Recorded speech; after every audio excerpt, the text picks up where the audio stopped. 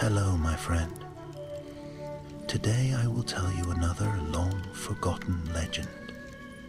Close your eyes and let the magic transport you to Middle-earth. Our journey begins.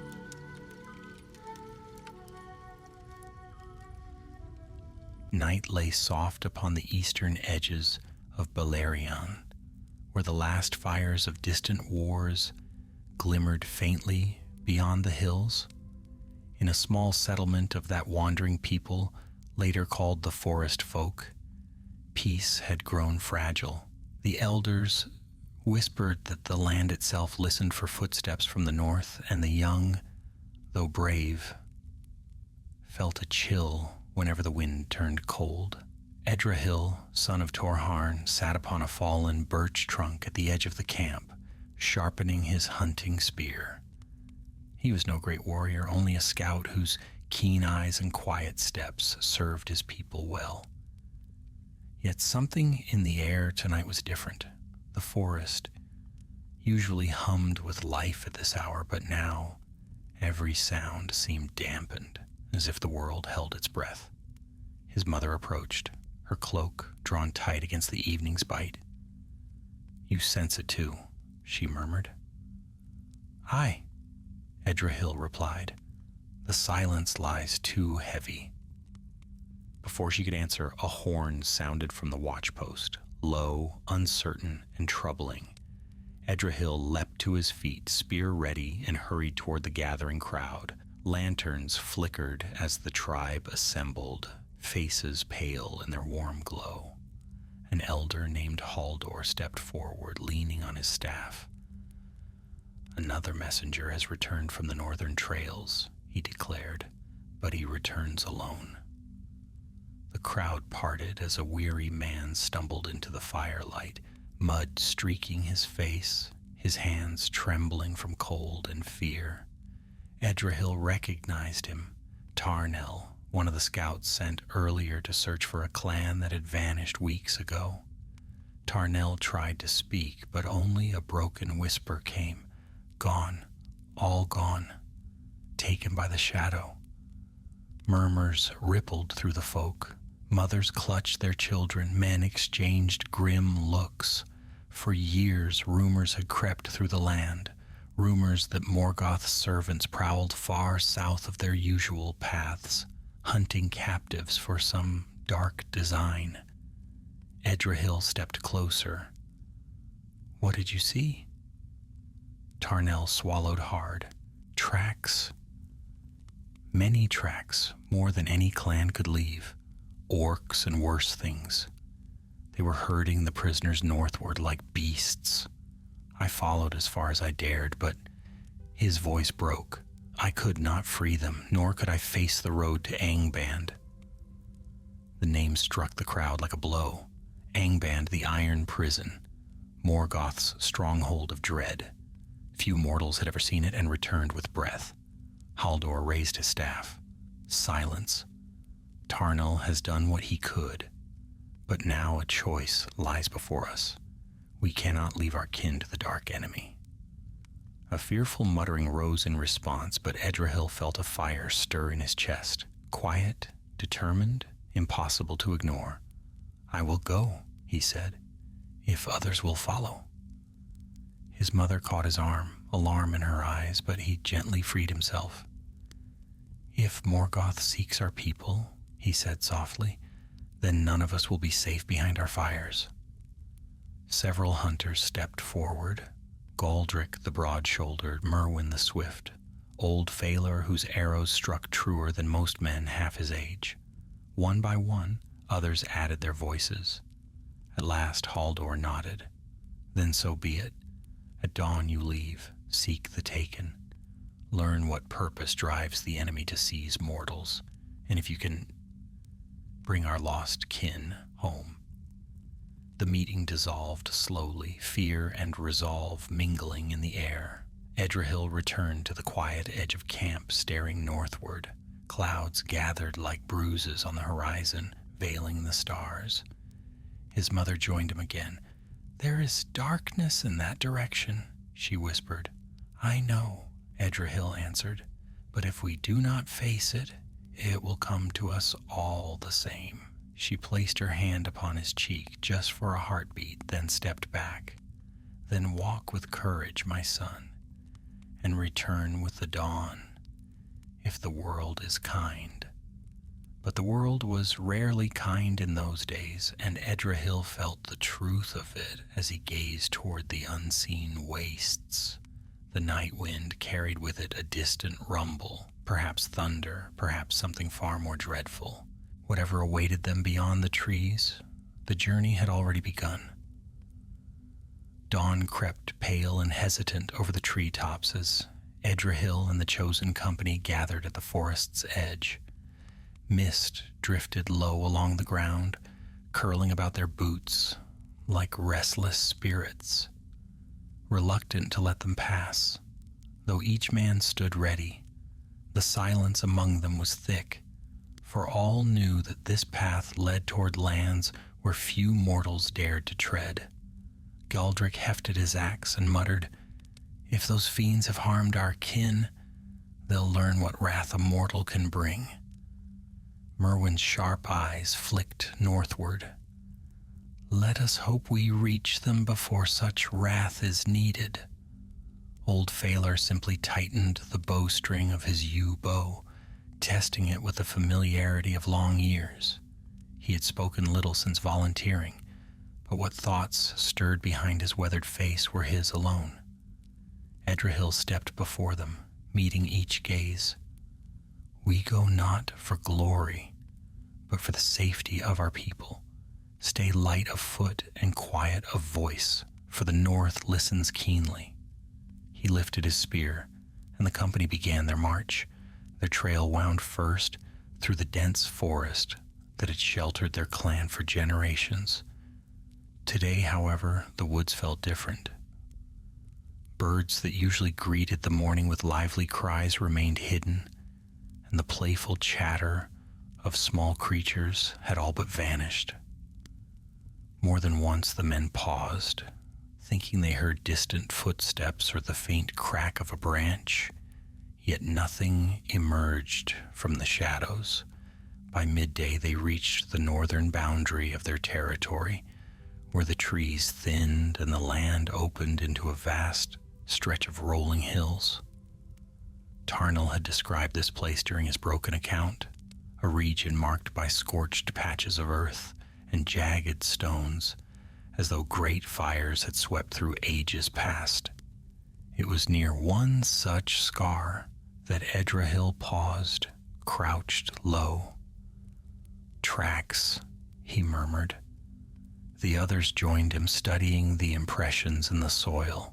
Many feet, too many to count, had passed through recently, some large and heavy, others light and hurried, among them unmistakable, the prints of orcs, clawed and uneven. Galdric let out a slow breath. Tarnal spoke true. They drove captives this way. Edrahil pointed to a set of smaller tracks, deeper at the heels. Mortals, exhausted, forced to run. His jaw tightened. "We are close." They followed the trail across the hills, moving swiftly but cautiously. As they approached a ridge overlooking a shallow vale, Merwin raised a hand. "Wait, something below." The company dropped behind a cluster of stones and peered down. In the hollow beneath them, a small group of orcs marched in a loose formation, driving a wagon laden with supplies. No prisoners were in sight, but the wagon's wheels carved fresh ruts into the soil, ruts that aligned with the larger trail they had followed.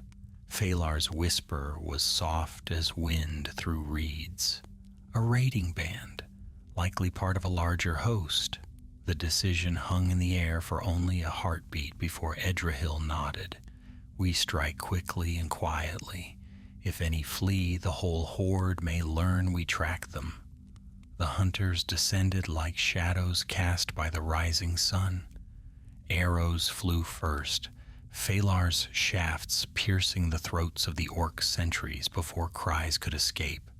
Galdric charged the nearest brute, smashing it aside with a sweep of his axe. Merwin darted between foes with swift movements, and Edrahil's spear struck true into the heart of a snarling captain whose armor stank of decay. The skirmish lasted only moments. When silence settled again, broken only by the rasp of the men's breathing, the ground was littered with dark forms. Edrahil wiped his spear and knelt beside the wagon. Supplies, chains, tools for binding? His expression darkened. These were meant for prisoners. Merwin searched the surrounding rocks and shook his head. No sign of the Taken here. They must be farther ahead. Phalor approached, a bundle clasped in his hands. Look at this. He unwrapped a torn cloak, small, rough-woven, familiar in its pattern. From our people. A cold weight pressed upon them all. The captives had passed this way recently, too recently for comfort. They rested briefly, gathered what little they could use from the raiders' pack, and pressed on. As afternoon waned, the land grew harsher. The air tasted of iron, and the wind carried faint echoes, harsh shouts, clattering metal, the distant roar of furnaces too great for mortal crafting. Angband was still far, yet its shadow stretched long across the earth. The trail led them through a shallow ravine, where jagged stones rose like the teeth of some long-dead beast. There Edrahil halted again, raising a hand. A faint sound drifted toward them, a pained gasp, followed by a low moan. Weapons ready, the men advanced slowly. Around a bend beneath a fallen pillar of stone, they found a figure slumped upon the ground. Pale hair matted with blood clung to his brow, and torn garments of gray and silver hinted at a craft beyond mortal fashion. Merwin whispered awe in his tone. An elf. Edrahil knelt beside the wounded being, who stirred weakly. His eyes opened, clear, ancient, filled with suffering. Do not fear, Edrahil said gently. You are among friends. The elf's voice was faint. Not friends I expected to find in such a place. Galdric uncorked a water skin and held it forth. Drink. After a slow sip, the elf breathed more steadily. I fled Angband, though flee is a generous word. I escaped more by fortune than strength. You came from the iron prison itself? Edrahil asked, scarcely believing. Yes, the elf whispered. I was taken with others during a raid. Morgoth gathers mortals for a new design. Fear is his first chain, but he now seeks to bind men with lies and promises. Some have already turned to his will. A chill passed through Edrahil's company. We seek our kin taken northward, he said. Did you see them? The elf nodded slowly. I saw many driven past the outer pits. Some resisted. Others believed the enemy's twisted offers. I know not their fate now. But if you mean to save them, your time wanes. Edrahil exchanged glances with his comrades. There was no turning back. If Morgoth truly sought to ensnare the hearts of men, the danger was greater than any had feared. We will aid you, if you can still walk, Edrahil said. Stay with us. The elf managed a faint smile. My strength is thin, but my will endures. As they prepared to leave the ravine, a distant horn sounded, deep, harsh, echoing across the stone. The elf stiffened. They hunt me. And now us, Galdric growled. Edrahil gripped his spear tighter. Then we move swiftly. The trail of our kin leads onward, and so must we. Above them, the sky darkened, though the sun had not yet set. Clouds crept south from the far north, heavy as iron. The company pressed on, burdened by growing peril, yet strengthened by purpose. For in the gathering gloom, the first true shadow of Angband had fallen across their path. The company pressed northward beneath a sky that seemed ever more burdened by shadow. Though the sun still lingered behind the thickening clouds, its warmth felt dim and distant, as though the light itself feared to wander so near to the realm of Morgoth. The elf, who had given his name softly as Larian, walked with care, leaning upon a staff fashioned from a spare spear shaft. His wounds slowed him, yet his eyes remained alert, studying every rise and hollow with quiet vigilance. By late afternoon, the land had changed again. No longer did the hills bear even the sparse grasses of the southern slopes. Here the earth was cracked and gray, as though drained of life. Black stones jutted like broken bones from the soil, and the wind carried a faint scent of ash that stung the throat. More than once the travelers glimpsed shapes moving across distant ridges, shapes that vanished too swiftly to name. Edrahil led them through a shallow gully that wound between steep embankments. The elf paused now and then to listen, caution sharpening his gaze. "There are watchers," he murmured quietly. "Perhaps beasts of Morgoth, perhaps orcs. They cling to the heights, waiting for the right moment." Galdric's grip tightened on his axe. "Let them wait. When they descend, they'll find we're not prey." Larian gave a faint, grim smile. "Courage is needed here, yet courage alone may not be enough." They walked a while in silence until at last the gully opened into a barren plain. The tracks they followed grew clearer, pressed deep into the dust by the weight of many feet. Among them, Edrahil saw new signs. Fresh, sharp prints made within hours. The orcs ahead were not far. As they crossed the plain, a thin cry rose upon the wind. Merwin halted sharply. "Did you hear that?" Edrahil nodded. "A voice. Faint." They changed course, veering toward a cluster of stones, half buried in the earth. As they drew close, the cry sounded again, weak, hoarse, unmistakably mortal. Behind the largest stone they found a young man lying curled upon the ground. His clothing was torn, his wrists scraped raw as though from tight bonds. His breath fluttered weakly, and his eyes were wild with fear. Edrahil knelt beside him. "Peace," Edrahil said, placing a gentle hand on the youth's shoulder. "You are among friends." The young man blinked, his gaze struggling to focus. No, they'll return. The orcs, they said they would return." "You are safe now," Merwin reassured. "Who are you?" The youth swallowed hard. "My name is Halwyn, of the Northern Families. We were taken. We resisted when they tried to bind us. Some fled. I ran when the guards quarreled. I thought they would kill me." Edrahil glanced at the tracks around the stone. "He has been here since early morning. The orcs may not have noticed his absence yet." Larian crouched beside them, studying the youth with a thoughtful expression. "The shadows of Angband work quickly upon mortals. He must not remain here." Galdric offered the young man a drink, and Halwyn gulped greedily, though his hands trembled. "There are others," he whispered. "They forced some of us to walk in chains, but a few listened to the promises the Dark Captain spoke. He said Morgoth would make men mighty rulers above all others. Some believed him." A chill settled among Edrahil's company. They exchanged grim looks. Larian's voice was low.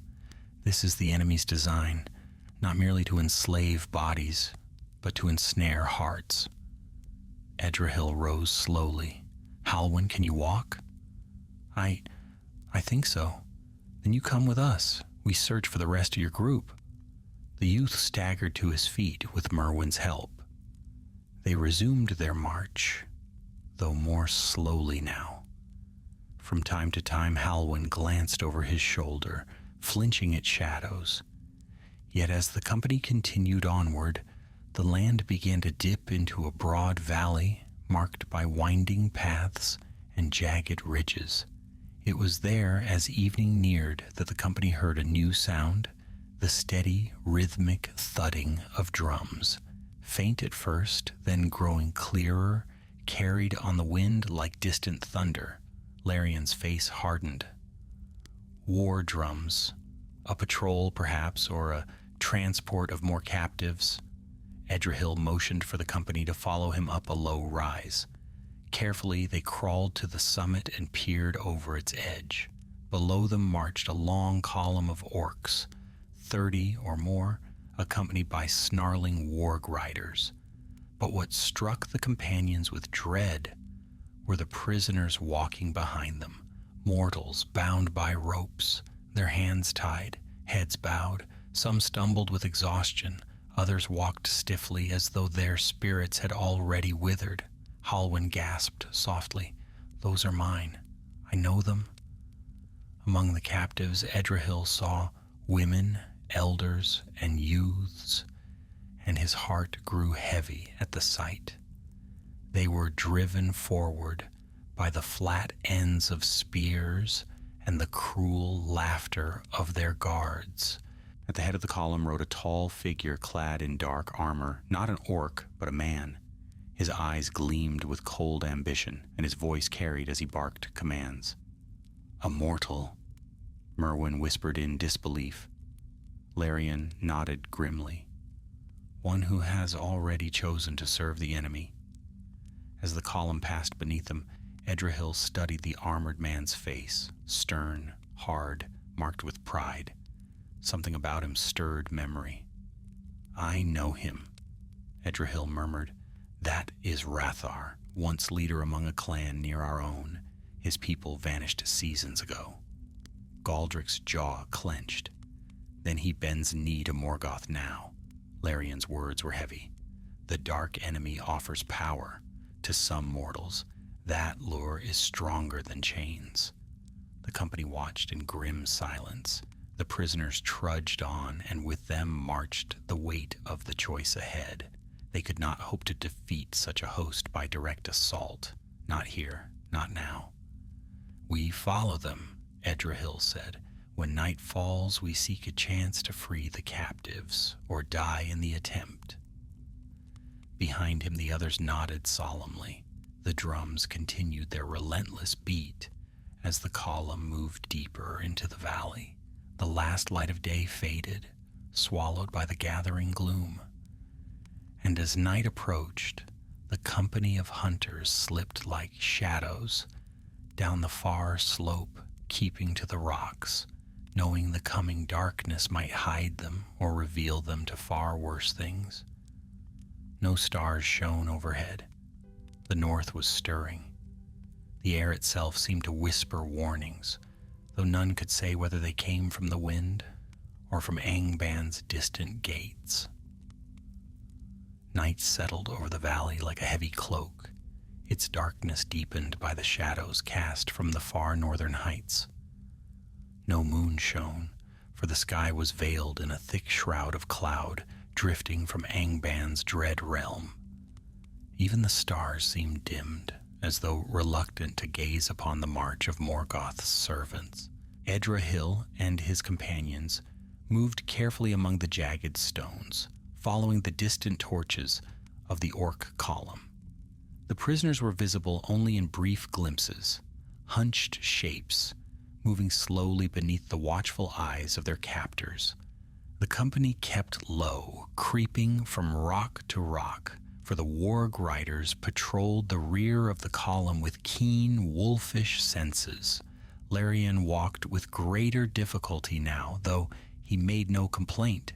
His sharp, elven perception guided them through the darkness, warning of loose stones and hidden dips in the ground. At one point he paused sharply, raising a hand. The company froze. A warg rider had halted upon a ridge not far away. Its mount sniffed the air, nostrils flaring, eyes gleaming faintly. For what felt like many heartbeats, it stood motionless, listening. Edrahil pressed against the cool stone beside him, breaths small and silent. Halwyn trembled, and Merwin placed a steady hand upon the young man's shoulder to still him. Then, as though losing the scent, the warg snorted and jogged after the others. The rider's harsh laughter faded into the distance. Only after several moments did the company allow themselves to breathe again. "We must be swift," Larian murmured. "Their vigilance grows." They resumed their pursuit, moving closer now. Edrahil knew that waiting until midnight would offer their best chance. Orcs grew careless in the late hours, lulled by routine and the false security of numbers, yet he also knew that Morgoth's forces could be unpredictable, and that delaying too long might doom the captives entirely. As the column reached the far end of the valley, it halted near a cluster of rocky outcrops shaped by ancient fire. There the orcs made camp, surrounding their prisoners in a crude ring of spears. Fires were lit, small, sharp-smelling flames that cast a sickly green light. The guards set out their watch posts, and the wargs prowled the perimeter. Edrahil and his company observed from a high ledge overlooking the camp. Galdric scowled. Too many to strike openly. Merwin nodded. But there is weakness. See how the men who joined them, he pointed to Rathar's armored figure, guard only the front, not the flanks. They trust their orc allies too much. Larian's eyes narrowed. And the orcs trust no one, least of all the mortals who have turned to their side. A divide we may use. Edrahil studied the camp intently.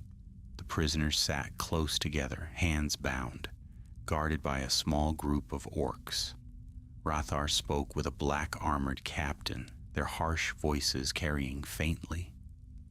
At one point, Rathar gestured toward the prisoners with a sense of pride, as though boasting. Halwyn's hands clenched. He betrayed us. He was once known for honor among our people. He was known for pride, Edrahil corrected softly, and pride is a door the enemy often opens. They retreated from the ledge and gathered behind a wide boulder to plan. The wind was cold here, sharper, carrying with it distant tremors that rumbled beneath the earth. Sometimes the very ground seemed to hum, as though remembering ancient wounds struck in battles long past. "We must create a distraction," Edrahil began, "something to pull the orcs away from the prisoners. If we can confuse their watch and scatter their strength, we may free the captives before they can regroup." Galdric grinned. "I have no objection to a noisy distraction." Merwin shook his head. "Noise alone will not work. Orcs only grow more violent when startled. We must blind their senses or confuse their ranks." Larian spoke quietly. "There is a fissure in the ridge above their camp. I saw smoke rising from it earlier, natural, I believe, from vents beneath the earth. If we use fire there, the smoke may drift down upon them, making their eyes sting and their sight fail. That might be enough to draw them into confusion," Edrahil agreed. "But we must act swiftly." "And what of Rathar?" Phalar asked, his voice low. "He is no simple foe. His loyalty lies with the shadow now." Edrahil hesitated. "If he seeks to stop us, we do what must be done." The others nodded solemnly. Their path was set. They moved once more under the veil of darkness, circling upward along the ridge until they reached the fissure Larian had seen earlier. The opening exhaled a faint, warm breath, strange in such cold terrain, and deep within glimmered a dull glow. Careful, Merwin warned as they gathered dry brush and broken branches. "We do not want to provoke a blast that takes us with it." Together they fed the fissure with kindling. Edrahil lit it with a small flame, shielding it from open sight. The fire caught quickly, crackling low. Soon it sent a plume of thick, acrid smoke drifting downward. Moments passed, then the wind shifted exactly as Larian had hoped, carrying the smoke into the orc camp. Below, shouts rose in confusion. Orcs coughed and snarled, staggering from their posts. Wargs snapped irritably, blinded by the murk. Even the black-armored captain stumbled, rubbing his eyes. Rathar barked orders, but his voice was lost in the clamor. "It is time," Edrahil whispered. They descended swiftly along the rocks, approaching the camp's shadowed flank. Phalar loosed 2 arrows in quick succession, striking the guards nearest the prisoners before they could cry out. Galdric and Merwin rushed in, cutting through the remaining watchers with swift precision. The prisoners gasped as Edrahil cut their bonds. "Quiet now," he urged. "We are here to lead you away. Follow us and make no sound." Halwyn whispered urgently to a pair of familiar faces, relief shining in his eyes as they recognized him. Larian supported a stumbling elder whose strength had nearly failed. Behind them, the chaos deepened. Orcs, blinded and confused, stumbled into one another, mistaking friend for foe. A warg bolted through the camp in a frenzy, scattering its riders. Rathar shouted commands, furious, but the roaring wind and blinding smoke drowned his voice. Edrahil signaled the group to withdraw. One by one, the freed prisoners slipped into the shadows, guided by Merwin and Phalar. Galdric guarded the rear, axe ready. Then a sharp voice cut through the tumult. "Edrahil." He turned sharply. Rathar stood amid the swirling smoke, sword drawn, his armor gleaming faintly by the dim firelight. His eyes burned with fervor and wounded pride. "So you would steal away what belongs to the Great One," Rathar snarled. "You meddle in matters beyond your measure." "These people do not belong to Morgoth," Edrahil answered, "nor to you." Rathar advanced a step. "Men are weak unless led by power. I chose strength. You choose doom." Edrahil steadied his spear. "I choose freedom." Rathar lunged. Steel clashed in the half-light as the 2 men met in fierce combat. Smoke swirled around them, sparks dancing along the edges of their weapons.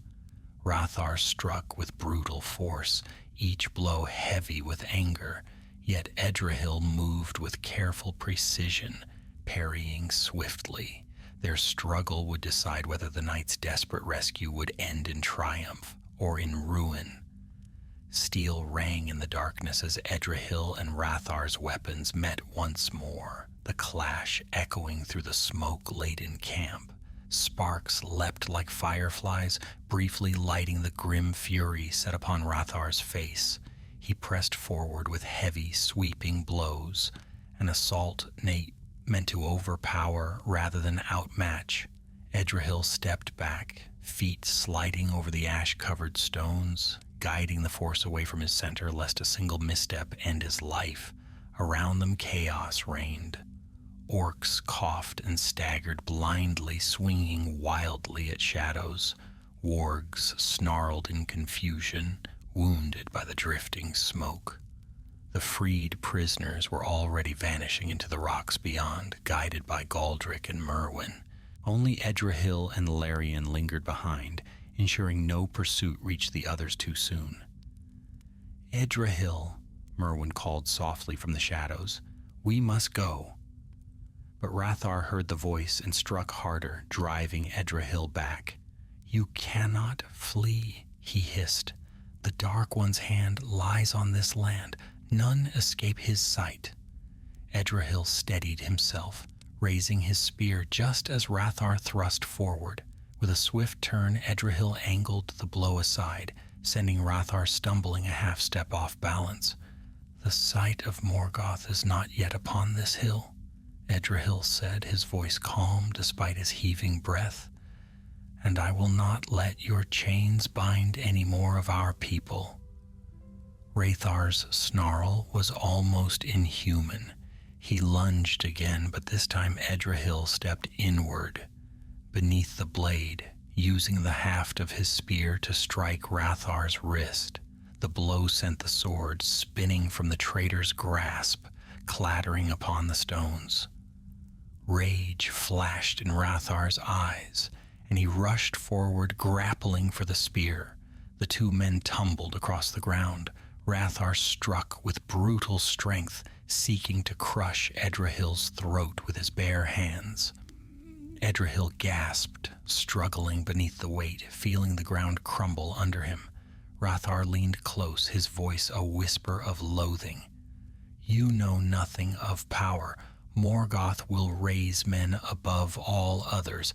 Elves will kneel to us." Edrahil slammed his knee upward, forcing Rathar off balance. With a desperate twist, he seized his spear and rolled free. Rathar lunged again, but Edrahil struck the haft against his chest, sending him crashing back onto the stones. "Men were not made to kneel to darkness," Edrahil said quietly. He brought the spear down with swift precision, not fatal, but enough to drive its butt into Rathar's solar plexus, knocking the breath from him in a painful rush. Rathar collapsed, gasping. Larian stepped from the shadows, bow drawn. His voice was soft, edged with sorrow. "We should end him. He will not cease his chase." Edrahil shook his head. "We have no time. Bind him and leave him for his masters. They will not be pleased." Larian hesitated only a moment, then nodded. Together they dragged Rathar toward a broken pillar and bound him harshly with the chains once meant for the prisoners. As they stepped away, Rathar's voice rose behind them, raw and furious. "You will not escape the north. Morgoth's gaze is upon you. He will find you." His shouts were drowned by the renewed uproar of the camp. Orcs had finally begun to rally. Harsh horns sounded. Warg howls tore through the darkness. The smoke still clouded the valley floor, but the enemy forces were swiftly overcoming the confusion. Larian touched Edrahil's arm. "We must flee now."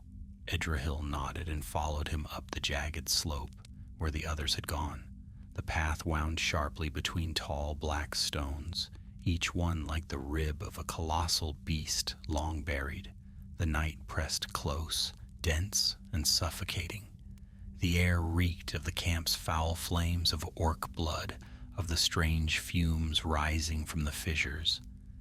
At last they crested a low ridge where the freed prisoners huddled together beneath the watch of Phalar and Galdric. Some wept softly, others whispered prayers to whatever powers of light still held sway in these darkened lands. Halwyn rose when he saw Edrahil, relief lighting his weary features. "You are safe," the youth breathed. "For now," Edrahil replied. "But we must move. The camp is stirring." Merwin pointed toward a narrow defile that cut between two towering slabs of stone. "There is a path here. It winds eastward, away from Angban's direct roads. If fortune holds, the orcs will not think to search it." Larian eyed the passage. "It is narrow. If we are pursued, we may be trapped." "Better trapped than seen on the open plain," Galdric said gruffly. Edrahil agreed. "We go. Keep silent. Stay close." The company entered the defile, shepherding the freed captives. The passage was scarcely wider than a single cart, the walls rising on either side like sheer cliffs of blackened stone. The air was still and cold, and every footstep echoed faintly. Above, no stars shone, only the dim, trembling glow of cloud-veiled skies. They walked for nearly an hour before the sound of distant horns reached them once more. This time the tones were clearer, organized, deliberate, searching. "They have discovered the escape," Larian murmured, "and Rathar will guide them once he frees himself," Phalar added grimly. Edrahil paused, scanning the dark path ahead. "We cannot outrun them with so many wounded and weary. We must hide until the search passes." "There is a place," Larian said after a moment's thought. "I glimpsed it when I fled days ago. A cavern hidden beneath a fallen ridge. It is not far from here. Dangerous perhaps, but better than open ground." "Lead us," Edrahil said. They followed Larian as he guided them out of the defile into a twisting series of ridges. The night deepened, and the horns grew fainter for the moment. Yet everyone felt the weight of pursuit behind them, drawing nearer with every lost minute. At last Larian halted near a great jagged mound of stone that leaned against the cliffside like a broken giant. Beneath it yawned a dark opening half concealed by fallen debris. "This is it," he said. Galdric frowned. "If something dwells inside?" "Then we pray it sleeps," Larian replied. Edrahil lit a small hooded lantern just enough to guide their steps.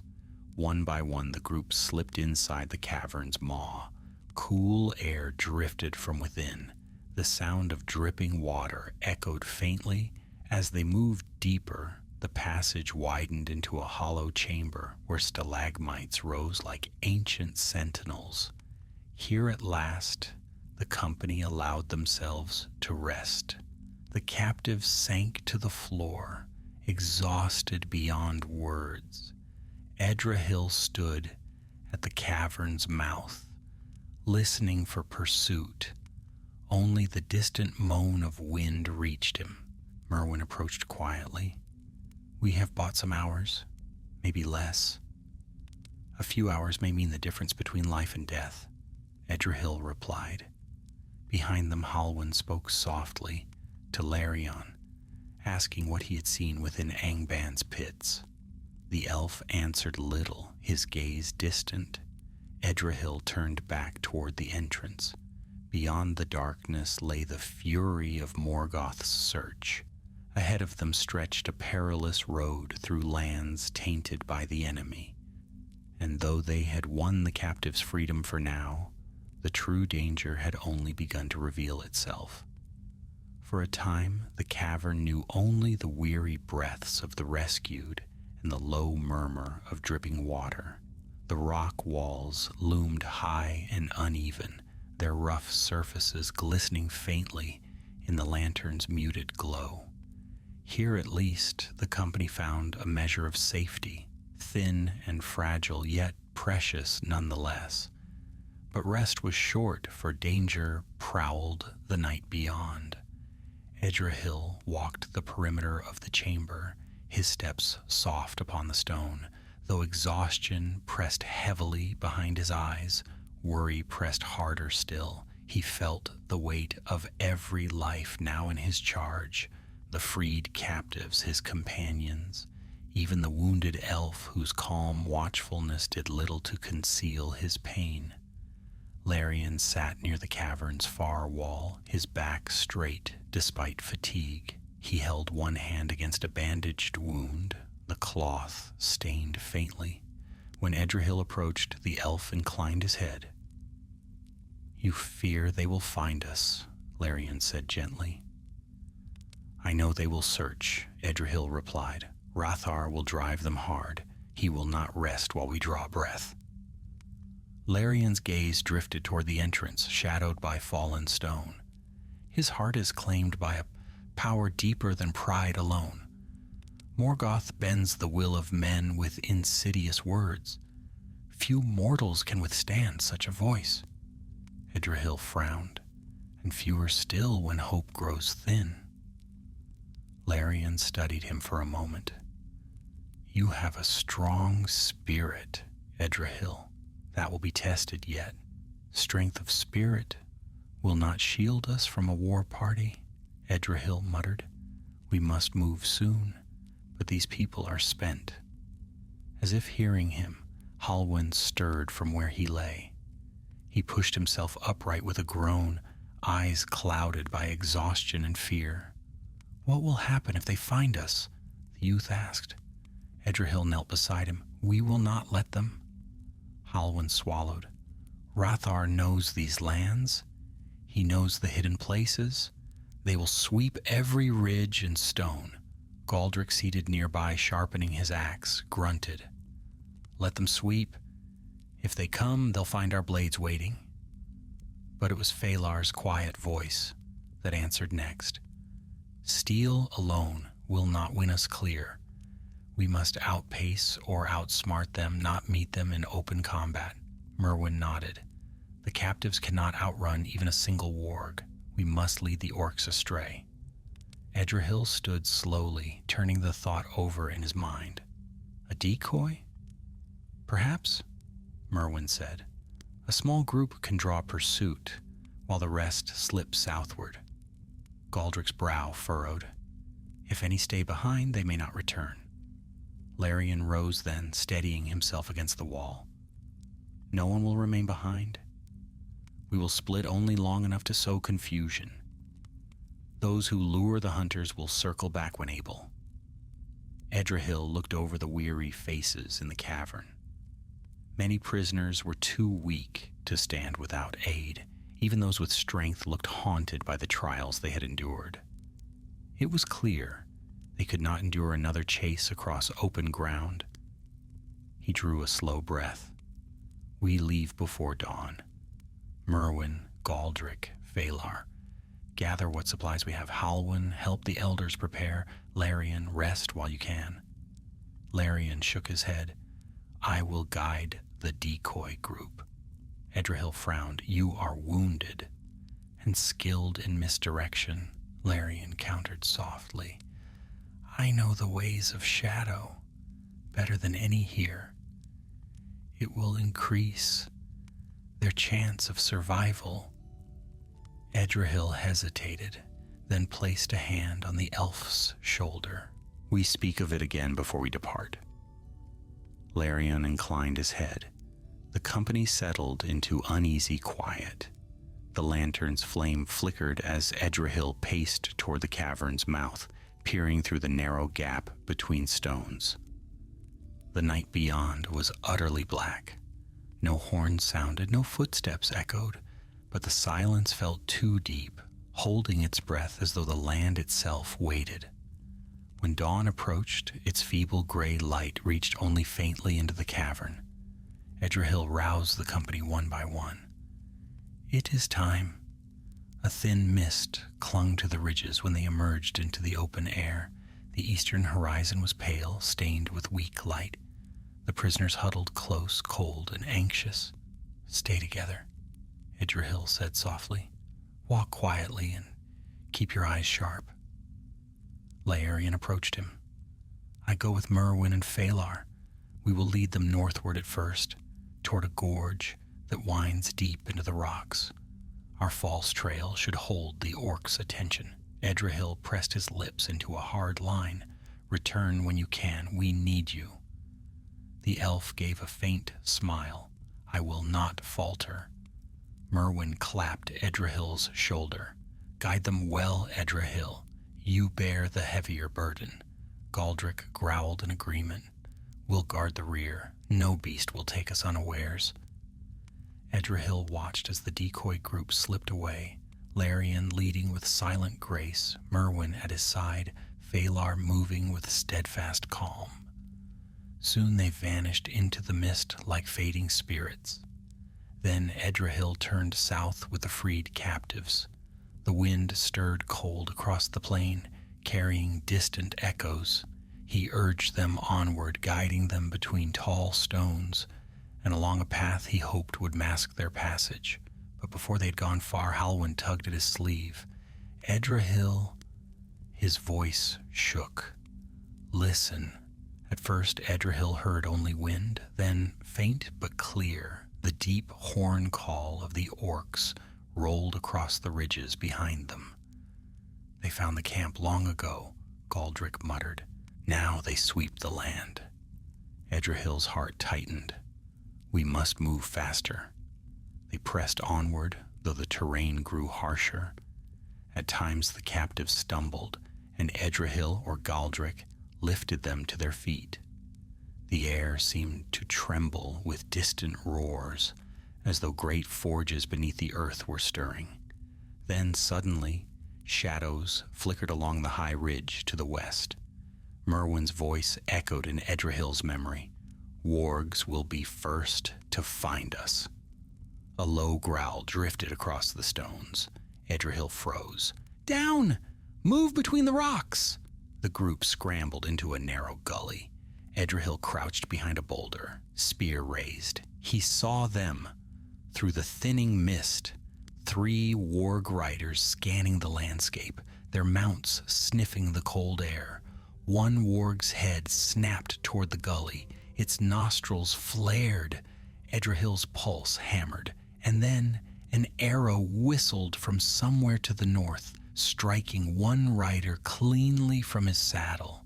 The warg snarled, turning sharply. A second arrow flew, Phalar's fletching unmistakable even from afar. "Larion," Edrahil breathed. "They returned faster than I hoped." Shouts rose from the ridge. More shapes appeared. Edrahil lifted his spear. "We run. Now." With renewed desperation, the company fled southward into the winding rocks as arrows hissed overhead and the warg's howls shook the morning air. Pursuit had come sooner than they feared and harder than they could endure for long. The hunt had begun. The morning's pale light had barely taken hold when the rocky defile burst alive with the thunder of pursuit. Edrahil ran at the head of the weakened company, urging them between tall spires of stone and over broken ground.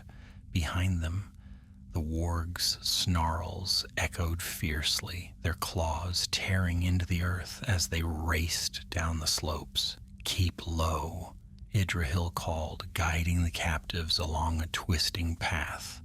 Their breaths came ragged, yet fear lent them what strength remained. Galdric held the rear, gritting his teeth as he swung his axe to dislodge loose stones that tumbled behind them, anything to slow the hunters. From the north, more shouts carried through the mist. Phalar's arrows struck again, felling another snarling beast before it reached the gully, but the respite was brief. The ridge erupted with harsh voices as orcs rallied to the chase. Larion's voice rang faintly. "Southward! Quick, before they circle us!" Edrahil did not waste a breath. "This way!" The company veered sharply left into a narrow slit between leaning slabs. The walls pressed close, cool and slick with moisture. The sound of their running feet echoed in shallow claps. Moments later, the slit opened into a wider basin where ancient boulders lay scattered like toppled monuments. "Halt here a moment," Edrahil whispered, chest heaving. "They have lost sight of us for now." The captives sank to the ground, trembling from exertion. Halwyn collapsed beside a fallen stone, gasping for air. Sweat mingled with dirt upon his young face, yet his eyes retained a spark of determination. "We cannot do this much longer," he murmured. "I know," Edrahil replied. He knelt, pressing a hand to Halwyn's shoulder. "But we will not falter now." A soft scuff of boots announced Larion's approach from the far side of the basin.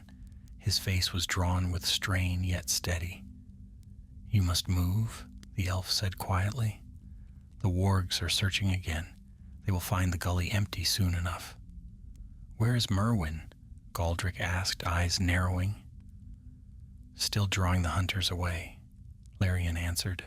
"He and Phalar bought us precious minutes, but they cannot hold forever." Edrahil rose. "Then we use the time they give." He surveyed the basin. It sloped downward on one side into a series of broken ridges, jagged as shattered glass. A thin stream, hardly more than a trickle, wound between them. Its course pointed south, toward safer lands, though many miles and dangers still lay between. We follow the water, Edrahil decided. It will mask our tracks. Larian nodded. And the sound of the water may veil our movements. They gathered the captives and descended into the fractured ridges.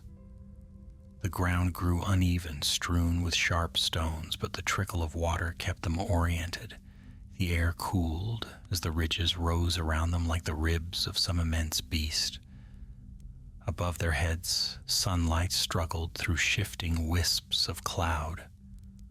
Halwyn moved near Edrahil, clutching a stick for support. You speak of hope, as though you can see it. Edrahil smiled faintly. I speak of hope because without it, we would have turned back hours ago. Halwyn gave a weak nod and kept walking. The company wound through the ravine for some time until the trickle widened into a shallow spring. Moss clung along its edges, rare greenery in this part of the north. The sight of it brought a faint lift to weary spirits. We rest briefly, Edrahil said. The captives sank beside the spring, cupping water in trembling hands. Galdric stood guard at the ravine's mouth, peering back the way they had come. Larian approached Edrahil once more. The orcs are not far, the elf whispered. I can feel their movements. They search in a half-circle pattern, structured, deliberate. This is no common patrol. Then Hrothgar directs them, Edrahil answered grimly. He will not stop. Larian's expression darkened. He speaks with the cunning of Morgoth now. That is a deep corruption. Edrahil looked to the captives, frail, exhausted, clinging to life by will alone. Their fate depended on choices made quickly and without error. We must mislead them again, he said. But how? We cannot split further. Larian hesitated, then spoke carefully. There's a path I know of, though it is perilous, a tunnel carved long ago by forces unknown, older than Angban's works. It runs beneath a ridge to the southeast. Few orcs dare enter it, for strange whispers echo in its depths. Galdric overheard and snorted. Whispers? That does not comfort me. It should, Larian replied calmly, for the orcs fear anything they cannot understand. The tunnel is cramped and treacherous, but it may grant us passage unnoticed. Edrahil considered it. How far does it lead? Not far, Larian answered, perhaps half a league. It emerges near a dry vale sheltered by ridges. From there, the land bends toward safer ground. Edrahil nodded slowly. Then we risk it. They gathered the company once more and followed Larian's lead along the ravine until they reached a crooked ledge. A dark mouth yawned there beneath a leaning slab of rock, half hidden by thorny shrubs. A cool breath drifted from within, still unsettling. This is the place, Larian said softly. Halwyn shivered. It feels unnatural. Perhaps it is, the elf replied, but unnatural does not always mean evil. Many ancient things lie buried in these lands, older than shadow or flame. Edrahil motioned the captives forward. Stay close. Step carefully. One by one they slipped into the tunnel, guided by the faint glow of the lantern. The passage was narrow, forcing them to walk in single file. The walls were rough, marked by strange grooves that twisted like the paths of roots or claws. The air grew colder as they moved deeper. Some captives muttered uneasily, but fear of the hunters behind them pushed them onward. Not long into their descent, the whispers began. At first, Edrahil thought them trickles of wind rushing through fissures, But as they walked, the murmurs grew clearer. Soft voices, indistinct yet melodic, drifting along the stone. The sound neither threatened nor comforted. It simply existed, ancient and unknowable. "Do not heed them," Larian murmured. "They are echoes of ages long faded." The tunnel descended further, at times squeezing into tight passages where the walls brushed shoulders. At one point Halwyn stumbled, and Edrahil caught him before he fell. "Steady," Edrahil whispered. I feel as though the stone watches us," Halwyn murmured. "You imagine shadows," Edrahil said, though he himself felt a curious sense of presence. The whispers followed them, swelling and fading in rhythms that seemed almost deliberate. Yet no malice touched the air, only a deep, old sorrow, like the last breath of forgotten realms. At last, after what felt an age, a faint glimmer appeared ahead. "Light," Galdric breathed. The passage widened, and they emerged into a hidden hollow beneath the ridge. Above them, the morning's pale sun filtered through a jagged opening. Fresh air rushed inward, carrying the scent of rock and sparse, dry grass. "We made it," Halwyn whispered, but the relief was short-lived. Far to the north, the horns of the orc host sounded once more, closer, more urgent. "They have found our trail again," Larian said. Edrahil clenched his spear. "Then this hollow buys us minutes, not hours," he said quietly. "And the final stretch of this escape may be the most perilous yet." The hollow into which they had emerged felt strangely still, as though the ridge above guarded it with a silent, ancient vigilance. Sparse grass clung stubbornly to the rocky floor, and the pale light of morning slanted through a jagged rift high in the stone. For a heartbeat, the company allowed themselves to breathe, cool air filling weary lungs, trembling legs easing after the stifling darkness of the tunnel. But reprieve was a fragile gift. Larian stepped to the hollow's entrance and lifted his gaze toward the north. His eyes narrowed. "The horns are nearer. The host has taken our path. They come swiftly." Edrahil joined him. "How many, do you think?" "Not a full warband," Larian answered softly, "but enough to overwhelm us if they catch us in open ground." Behind them, the freed captives murmured anxiously.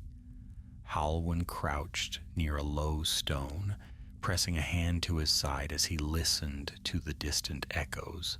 Among the elders, 2 women whispered prayers in trembling voices.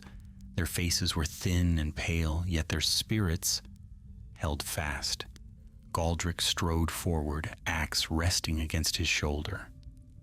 "If they corner us here, we'll make them pay dearly." "We cannot afford a stand," Edrahil replied.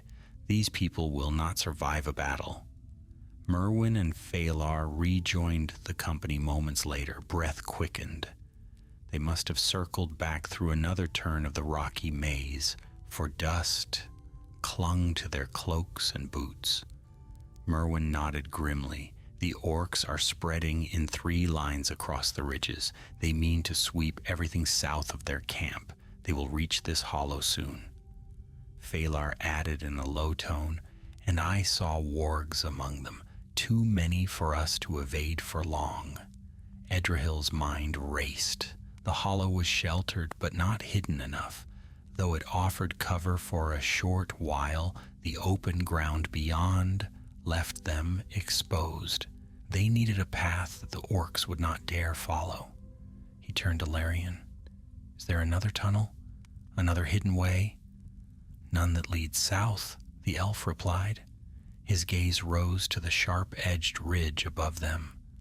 "But there is one path that may yet spare us if fortune favors. The ridge can be climbed." Edrahil studied the towering wall of stone. "With wounded and weary folk? It will take time." Larian's expression grew grave. Time is not what we possess, but the ridge above is broken. There is a narrow shelf, a hidden walkway of sorts, formed when the rock split centuries ago. If we reach it, we can travel unseen along the heights for some distance. The orcs will search the lowlands first.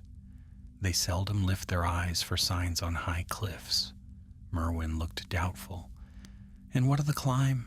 The stone looks treacherous. It is treacherous, Larian admitted, yet the only path that favors us is the dangerous one. Edrahil's decision came swiftly. We climb. Galdric grunted approval. Then I'll carry whoever cannot climb. And I will guide them, Larian said, already moving toward the ridge. Edrahil rallied the captives. We must ascend the ridge, hold fast to one another, move only where Larian leads. Do not look down. The group gathered beneath the towering stone face. A series of natural breaks, narrow ledges, and angled slabs formed the beginnings of a route, though each foothold seemed ready to betray them. Larian began to climb first, setting quiet, deliberate steps.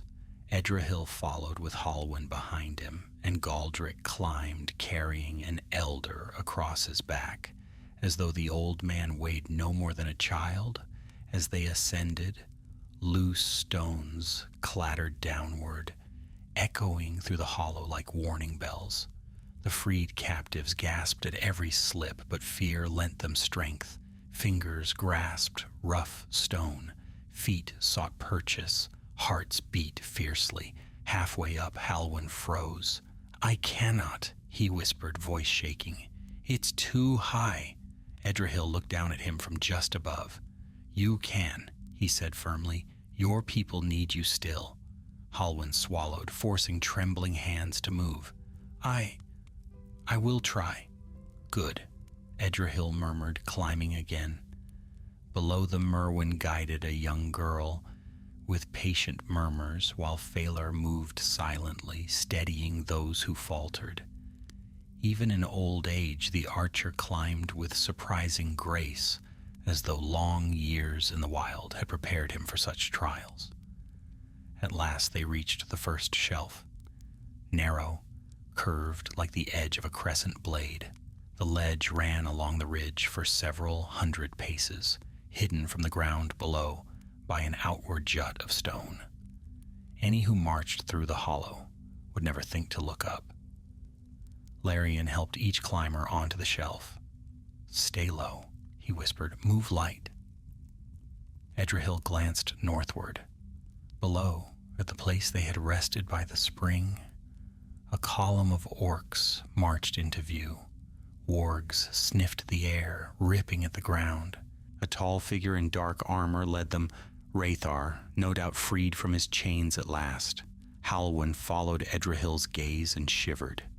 He is relentless. Aye, Edrahil said softly, and he will grow worse before this ends.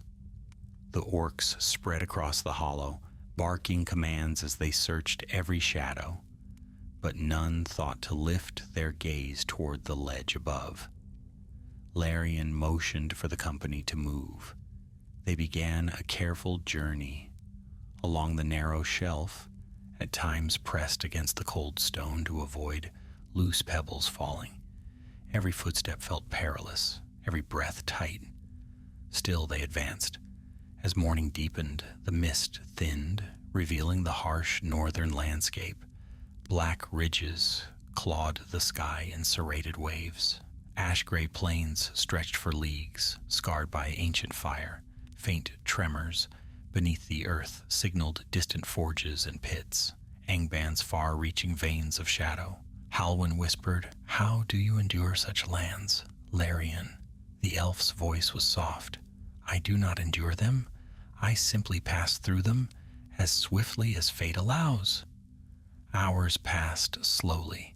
At times the ledge narrowed so sharply that they had to turn sideways, holding breath as they edged along the precipice. Below, the ground fell away into sheer cliffs and deep ravines. yet none fell. Courage and the fear behind them kept each step steady. At last Larian halted at a wider space where the ledge broadened into a natural platform. From here the shelf descended in a safer slope toward a dry vale hidden among rolling stone at the ridge's base. "This is the way down," Larian said, "but we must hurry. The orcs will reach the lower ridges soon." One by one they descended. Galdric stayed behind to help the elders while Edrahil guided the younger ones. The tension eased only when their feet finally touched solid earth once more. The dry vale welcomed them with muted silence. Sparse shrubs clung to its edges, and the wind here was gentle. No sign of orcs marred the landscape. For the first time since the chase began, Edrahil exhaled in relief. "Have we escaped them?" Halwyn asked. Larian looked toward the ridge. "For the moment, but our path is not yet clear. We must find shelter before nightfall." Merwin agreed. "The plains ahead are open. We will be seen for miles unless we travel by ravine." Phalar stepped beside them, bow in hand. "The captives need food, warmth, and rest. We must reach a place where we can tend to them." Edrahil nodded. "There's a glen south of here if the maps I learned are true. Water, trees, and caves. It may offer the refuge we need." Larian smiled faintly. "Then hope still guides us." They set forth across the vale in quiet haste. The sky dimmed as the hours passed. Clouds thickened, gray and heavy, drifting from the north. The faint growl of thunder echoed in the far distance. When at last they reached the edge of the glen, a valley of sparse trees shielded by steep walls, Edrahil felt tension loosen in his chest. There was water here, and shelter, and quiet, a place to breathe. But as they entered beneath the twisted branches, a strange unease stirred the air. Larian halted, eyes narrowing as he lifted a hand. "Something is here," the elf whispered. "Something not of orcs, yet not friendly to them either." Edrahil gripped his spear. "Then our trials," he murmured, "have not yet reached their end." The glen lay dim beneath tangled boughs, the branches twisted as though shaped by long-forgotten storms. Pale light spilled through narrow gaps overhead, casting thin beams across the forest floor. Moss clung to gnarled roots, and a faint mist drifted low, curling between stones like silent watchers. Yet for all its quiet beauty, the place felt unsettled, as if something old and restless lingered beneath its stillness. Larian stood at the glen's threshold, listening with the poise of one who hears more than mortal ears can fathom. His gaze moved slowly from tree to tree, tracing the shadows with wary thought. Galdric muttered, "I see no danger, only trees and stones." Larian's voice was a whisper, and yet the trees themselves listen. Edrahil approached, spear drawn. "Are we in peril?" "Perhaps," the elf replied. "Or perhaps this place grieves. Old enchantments lie woven in these woods, not of Morgoth nor of elven kind. Something more hidden, more ancient?" Merwin frowned. "Then is it safe?" Larian paused before answering. "Safe is not a word I would use, but it may be safer than the lands behind us." Edrahil nodded. "Then we enter. Keep close, keep silent." The company stepped forward, guiding the weary captives along the narrow forest path. Birds gave no warning cry, nor did any beasts stir, as though all living things held themselves distant. Only the wind whispered overhead, weaving soft murmurs through the boughs. Not long into their passage, they reached a clearing where a shallow pool lay beneath arching trees. Its waters were still, clear as glass, reflecting the sky like a fragile mirror. Yet the surface shivered slightly, though no breeze touched it. Phalar knelt beside it, dipping 2 fingers into the water. "Cold," he murmured. "Too cold for daylight." Larian crouched beside him. "This is no common pool. I sense an ancient watchfulness upon it." Galdric grunted. "If the water watches, I care not, so long as it does not bite." But Halwyn, standing at the pool's edge, stared into its depths with a troubled expression. "What is it?" Edrahil asked. Halwyn swallowed. I thought I saw something move. Just a flicker." Edrahil studied the water. Nothing disturbed the surface now. "Your eyes are weary. Trust only what you know." Halwyn nodded, though his unease remained. They departed the clearing and continued deeper into the glen. The path widened briefly, revealing a cluster of stone outcrops that resembled half-formed figures, curved shapes like the remnants of statues long broken. Moss draped them like faded cloaks. The resemblance to living forms was unsettling, yet Edrahil sensed no malice from the stones, only the same old sorrow Larian had mentioned. The glen sloped downward, leading them toward a sheltered hollow where the trees grew thicker, their branches arching overhead like interwoven ribs. Here the air felt colder. The mist pooled deeper, pale and unmoving. Larian halted again, raising his hand. "There. Do you sense it?" Edrahil listened. At first he heard nothing but the soft rustle of leaves. Then a faint sound drifted between the trees, a slow scraping, irregular and muted, like stone dragging gently across earth. Galdric hefted his axe. "Something walks." "I do not think it walks," Larian murmured. "It drifts." Edrahil's grip tightened. "Stand ready." Shapes emerged in the mist. At first they were only shadows, vague forms shifting between trees. Then one drifted closer, and Edrahil saw its outline clearly. It was tall, taller than any man, with a form like carved stone softened by moss and age. Its limbs moved without sound, gliding rather than stepping. Its surface was rough, cracked, shaped by time, yet a faint light glowed from markings carved across its chest, sigils long forgotten. Another shape followed, and another. Halwyn whispered, "What are they?" Larian's voice was grave. "They are wardens, ancient guardians of this glen. They were not made to harm the innocent, but they do not welcome those who bring danger." Merwin looked sharply toward the ridge behind them. "We led danger straight here." Edrahil stepped forward, spear still lowered.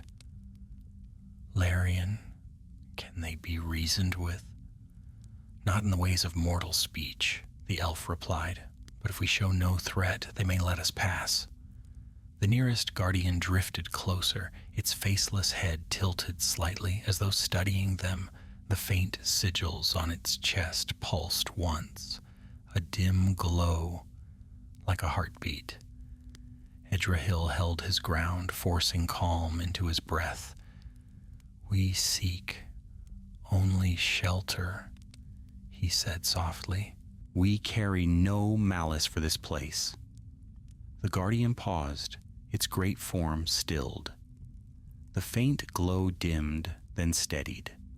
Slowly it withdrew, sliding back into the shadows. The other guardians retreated as well, drifting into the mist until they were as indistinguishable as the forest itself. Halwyn exhaled shakily. "They allowed us through." Larian nodded. "For now. But the glen will not tolerate strife. Should battle spill here, the wardens will not stand idle." Edrahil glanced southward. "Then we must move with haste. If the orcs reach this glen—" "They will," Larian said quietly. "Their pursuit is relentless. These woods may slow them, but not stop them." The company continued deeper until the glen widened once more. A rocky incline rose to their right, leading to a natural cave set within the hillside. Its entrance was narrow but deep enough to conceal many. "There," Merwin said, "a refuge." Edrahil motioned for the captives to enter first. The cave's interior was spacious, with a high ceiling and dry floor. They settled inside, grateful for the shelter. Several sank down immediately, overcome with exhaustion. Galdric stood near the entrance. "We could hide here many hours." Edrahil shook his head. "If the orcs enter this glen, they will search every hollow." Larian added, "And if they clash with the wardens, this forest may become a battlefield." Phalar approached quietly. "What if we meet them before they reach the glen's heart? Perhaps we can mislead them once more." Edrahil considered it. "Too risky. We are few, and these lands twist strangely. Our tracks may betray us." A sudden cry cut through the forest, distant, sharp, unmistakably orcish. Halwyn stiffened. "They're already near." Edrahil stepped swiftly to the cave's entrance, peering through the trees. Black shapes flickered between the trunks far beyond, moving cautiously but deliberately. The wardens had not yet stirred, though the mist thickened around them like rising breath. "Larian," Edrahil whispered, "will they attack the orcs?" "They may," the elf replied, "but the wardens are bound by ancient laws. They defend this glen's sanctity, but they do not hunt." The distant cries grew louder. Drums began to beat, the rhythm slow and foreboding. "They come," Galdric growled. Edrahil's pulse quickened. Choices dwindled as swiftly as hope. "We must remain hidden," he said. "No sound, no light. Let the wardens slow them. Perhaps the glen itself will shield us." Merwin nodded. "Then silence is our ally." The drums throbbed through the trees. The orcs drew closer, shadows shifted, and then a roar shook the glen, not of orcs, not of wargs, a deep, ancient sound, as though the very earth had awakened. The warden's sigils blazed to life in the mist. Larian's eyes widened. "The glen stirs. The wardens do not welcome the enemy." Another roar split the air. Then came the crash of stone against steel, the howls of orcs, the thunder of awakened guardians moving to strike. Edrahil drew back into the cave. The battle for the glen had begun, and its outcome would decide whether they lived through the coming night. The forest shook with the violence of the clash. From the cave's dim shelter, Edrahil and his companions could only listen as the wardens of the glen met Morgoth's hunters in a thunderous collision that seemed to rend the very roots of the earth. The air trembled with each strike of stone against iron, and orc cries rose and fell like the wails of a storm-tossed sea. Halwyn crouched near the cave wall, wide-eyed. "It sounds as if the trees themselves are fighting." "In a way," Larian murmured, his gaze distant. "These wardens were shaped in forgotten ages, perhaps by powers even the elves scarcely remember. They guard the glen from evil, and the orcs have stirred their wrath." Galdric gripped his axe with both hands. "If they slay enough of the beasts, the rest may turn tail. Or they may be driven into greater frenzy," Phalar countered quietly. "Rathar leads them. He does not fear battle, nor does he allow retreat." Edrahil knelt beside the cave's narrow entrance, careful not to betray their hiding place. "Watch the trees. If the orcs break through, we must be ready to move." Outside, the mist parted briefly as a colossal stone form surged past. One of the wardens, its limbs crackling with a dull inner glow. It swung a massive arm, striking a shrieking orc and flinging the creature against a tree with a sickening crack. Moments later, 3 more orcs swarmed forward, hacking desperately at the warden's legs. Though their blades barely chipped its surface, the warden did not falter. It brought its arm down like a falling mountain, crushing the nearest attackers into the soft earth. Dust billowed, trees swayed. The orcs' cries rose in terror as more guardians moved through the forest, drifting like giants woven from stone and sorrow. Galdric's eyes shone with fierce admiration. I would not mind marching with them into battle. Merwin placed a steady hand on his shoulder. Pray we do not need to. But the company's hope that the guardians would repel the orcs swiftly soon faded. The sounds of battle grew harsher, more desperate. Orc shouts turned into coordinated commands, and the ringing of metal intensified. Larion's expression tightened. The wardens falter. They are mighty, but they were not shaped for war against such numbers. Are the orcs driving them back? Halwyn asked, dread creeping into his voice. No, Larion said softly. The orcs seek to distract them. To clear a path through the glen? Edrahil stiffened. For what purpose? Before Larion could answer, a chilling roar echoed across the forest, a sound deeper and more savage than any orc cry. It reverberated through the trees, unsettling the very mist, Merwin whispered. That is no warg. Larion's face grew pale. It is a troll. Perhaps more than one. Morgoth's beasts break stone as easily as bone. The wardens cannot stand long against them. Even as he spoke, the crash of shattering rock rang through the glen. A guardian silhouette collapsed in the distance, its glowing sigils dimming as it fell. Another roar followed, then the thunder of massive feet trampling the forest floor. Edrahil rose. If trolls are in the glen, we cannot stay here. They will tear apart every shelter they find. Galdric's grip tightened on his axe. Then we fight our way through. No, Edrahil replied. We flee. We slip away during the chaos before their circle closes around us. Larion nodded. Edrahil speaks wisely. The trolls will draw eyes to themselves. If we move quietly to the southern edge of the glen, we may escape unseen. He turned to the captives. Gather yourselves. Stay close. You must move as silently as drifting leaves. The company emerged from the cave as the battle raged deeper within the forest. The wardens fought valiantly, their massive bodies illuminated by the faint glow of ancient runes.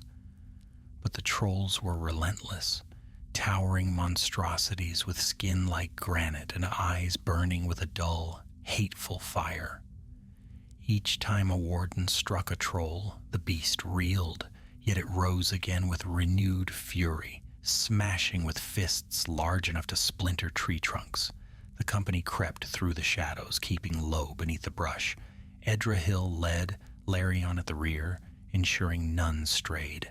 Halwyn guided 2 weakened elders, whispering encouragement with trembling resolve. A sudden crash to their left made the group freeze. A warden fell, its great torso splitting as it struck the ground. A troll bellowed triumphantly behind it. Edrahil motioned sharply. Hurry! They slipped between twisted roots and stepped over fallen branches, moving closer to the southern rim of the glen. But as they approached a narrow clearing, Edrahil saw movement ahead, dark shapes weaving between trees. He drew back immediately. Orcs. They sweep the glen's edge. We cannot pass that way. Larion whispered, Then we turn east. The glen bends there, ending in a ravine.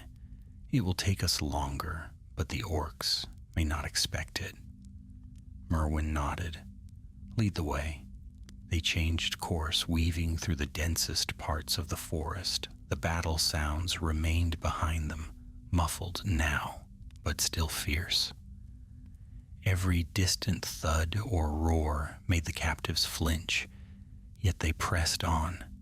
As they neared the eastern edge of the glen, the trees thinned and the land dipped gently toward a rocky descent.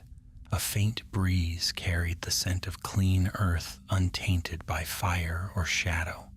"We are close," Larian said quietly. "Once we reach the ravine, A shape leapt from the brush. Before he finished, Edrahil thrust his spear upward just in time, deflecting the orc's jagged blade. The creature snarled and swung again, but Galdric charged with a roar, cleaving its chest with a powerful strike. The orc collapsed, snarling its last breath, but that single cry awakened the forest. More shrieks erupted nearby, torches flared behind the trees. The crunch of heavy feet echoed across the glen. "They have found us," Halwyn cried. "Run," Edrahil bellowed, "to the ravine!" The company surged forward. The trees rushed past in a blur. Shadows sprinted behind them, snarling, steel glinting. Larian fired an arrow into the dark, striking a warg mid-leap. Merwin cut down another orc before it could reach the captives. Phalar guided them between two ancient trees whose roots arched like gateways. Ahead, the edge of the glen opened into a sloping descent carved by old floods. "There," Edrahil shouted, "down the ravine."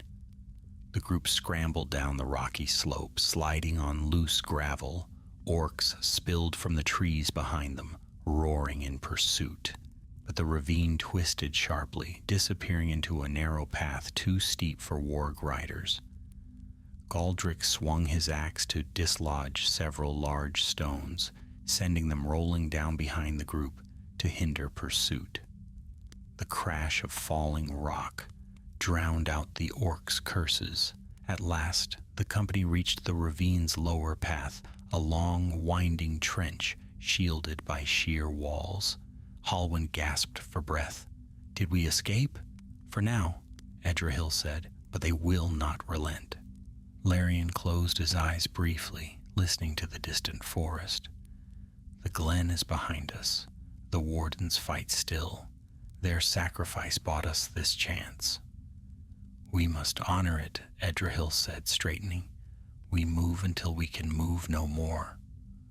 The ravine stretched ahead, a winding road of stone and shadow, and as the company began its weary march, Edrahil felt the weight of the enemy still pressing upon them, relentless, cunning, and ever closer.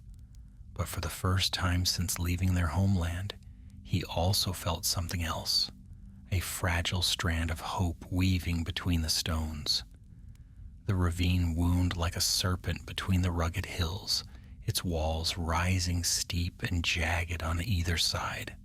Shadows pooled within its depths, forming pockets of darkness untouched by the late-day sun. The air was cool, carrying the faint smell of damp stone and the distant echo of falling pebbles. No birds called, no wind stirred. Only the weary shuffle of many feet marked their passage. Edrahil led the way, though his steps felt heavy after so many hours of strain. Behind him, the captives moved in uneven lines, leaning on one another for strength. Galdric stayed at the rear, his broad back a bastion of protection, while Merwin and Phalar walked along the flanks, alert to every sound. Larian moved quietly beside Edrahil, his keen elven senses attuned to the faintest tremor. Though his wounds had reopened during the climb from the glen, he bore the pain without complaint. "How far must we go?" Halwyn asked softly, drawing up beside Edrahil. Dust clung to the young man's face and fatigue shadowed his eyes, yet a spark of determination still glimmered within them. "Farther than we have strength for," Edrahil answered honestly, "but we will go all the same." Halwyn nodded, swallowing. I will not falter. The ravine narrowed into a place where the walls pressed close, forming a winding corridor. The company passed through one by one, stepping carefully over jagged stones. Edrahil paused, often to listen, straining for any sound of pursuit. Though the clamor of battle at the glen had faded, an uneasy silence replaced it, one he did not trust. After another hour, the ravine widened into a sloping basin scattered with boulders. A thin thread of water seeped along one edge, feeding a small patch of pale grass. Here, Edrahil allowed a brief rest. Galdric sank onto a flat stone, wiping sweat from his brow. If we go much farther, without rest, half our number will crumble. Merwin nodded. Yet if we linger too long, the orcs will overtake us. Larian knelt by the stream's trickle, cupping water into his hands. The glen has slowed them. The wardens do not yield easily, even against trolls, but the orcs will come eventually. Edrahil looked toward the southern end of the ravine. We must reach the foothills before nightfall. If we can cross the low ridge there, we may enter lands less tainted by the enemy's patrols. Phalar lifted his bow. Then we move soon. There is little time. The captives drank sparingly from the water and shared what little food remained, dry roots and fragments of stale bread. Their faces were drawn, their bodies gaunt, yet they bore their plight with quiet resolve. Many would not have survived had Edrahil not found them in time. As the company prepared to rise once more, Halwyn approached Edrahil hesitantly. I must tell you something, the youth whispered. Edrahil turned. What troubles you? Halwyn's voice shook. Back in the glen, just before the wardens awoke, I saw a figure among the trees. Not stone, not orc. Something else. It was tall, cloaked in shadow. It watched us. Edrahil's eyes narrowed. Did it move? No, or if it did, I could not tell. But it vanished when the warden stirred. Halwyn shivered. I thought it a trick of the mist. Yet, I fear it was no illusion. Larian joined them, having overheard. There are spirits in the ancient woods, he said quietly. Some lost, some bound, some wandering without malice or purpose. But there are also other things. His voice trailed, and he looked into the distance. Things that awaken when darkness grows bold. Edrahil placed a hand on Halwyn's shoulder. If it meant to harm us, we would know by now. Put your fear aside. We must contend with dangers we can see. Halwyn nodded reluctantly. They resumed their journey, pressing deeper into the ravine. As the sun dipped lower, a pinkish gold hue touched the upper stones, though the depths remained in shadow. The company climbed steadily, the walls gradually lowering as the land rose. At last, the ravine opened into a wide shelf overlooking a rocky plain. Scrub bushes dotted the landscape, and a faint breeze stirred, carrying the scent of distant pine. Edrahil breathed deeply. We are close. Beyond that ridge lies safer ground. Larian nodded. Yet the ridge is exposed. If orcs appear, they will see us. Galdric hefted his axe. Then let them come. This ground favors a stand. Phalar shook his head. We cannot risk battle, not now. Edrahil agreed. We must cross swiftly. They descended from the ravine into the plain. The light waned. Long shadows stretched across the rocks. The company moved in silence, stepping with caution. Every crunch of gravel seemed too loud, every shift of wind too sharp. Halfway across the plain, a sense of unease prickled through Edrahil's skin. He halted. Larian, do you feel that? The elf closed his eyes. A moment later, he opened them with grim certainty. We are not alone, Galdric grunted. Orcs? No, Larian whispered. Something else. A low growl rolled across the plain, deep, guttural, not unlike the rumble of shifting earth. The captives froze. Merwin drew his sword. Phalar notched an arrow. From behind a cluster of boulders ahead, a massive shape emerged. A troll, but unlike the ones in the glen, this creature bore scars like cracks across its stony hide. Its eyes glowed with a dull, molten orange. In its broad fists, it clutched a broken pillar of stone, wielded like a club. Halwyn gasped. It followed us. Larian's voice was tight. Not followed, driven. The enemy will not let us escape so easily. The troll roared, shaking the plain. It charged, heavy feet pounding, earth trembling with every step. Scatter, Edrahil bellowed. To the rocks. The company broke apart, fleeing toward the boulders. The troll swung its stone club downward where they had stood moments before, shattering the ground in an explosion of dust. Galdric roared and rushed forward, striking the troll's leg. His axe glanced off the beast's rocky hide, leaving only a shallow mark. The troll turned on him, raising its club. Larian! Edrahil shouted. The elf fired. His arrow struck the troll's eye, embedding deep. The beast screamed, staggering backward. Again! Merwin called, slicing at the troll's ankle. His blade found a crack and bit deeper. The troll reeled, swinging blindly. Its club slammed into a boulder, sending fragments flying. Halwyn shielded a fallen elder with his body trembling. We must end it. We try, Edrahil growled, lunging forward. His spear thrust into the troll's knee, piercing between two cracked plates of stone. The troll howled. It collapsed to one knee, flailing wildly. Galdric seized the moment. With a mighty cry, he leapt upon the creature's arm and struck its skull with all his strength. Phalar's arrow followed, piercing the other eye. The troll swayed, roared, and toppled sideways, crashing onto the plain with thunderous force. Silence followed, heavy and trembling.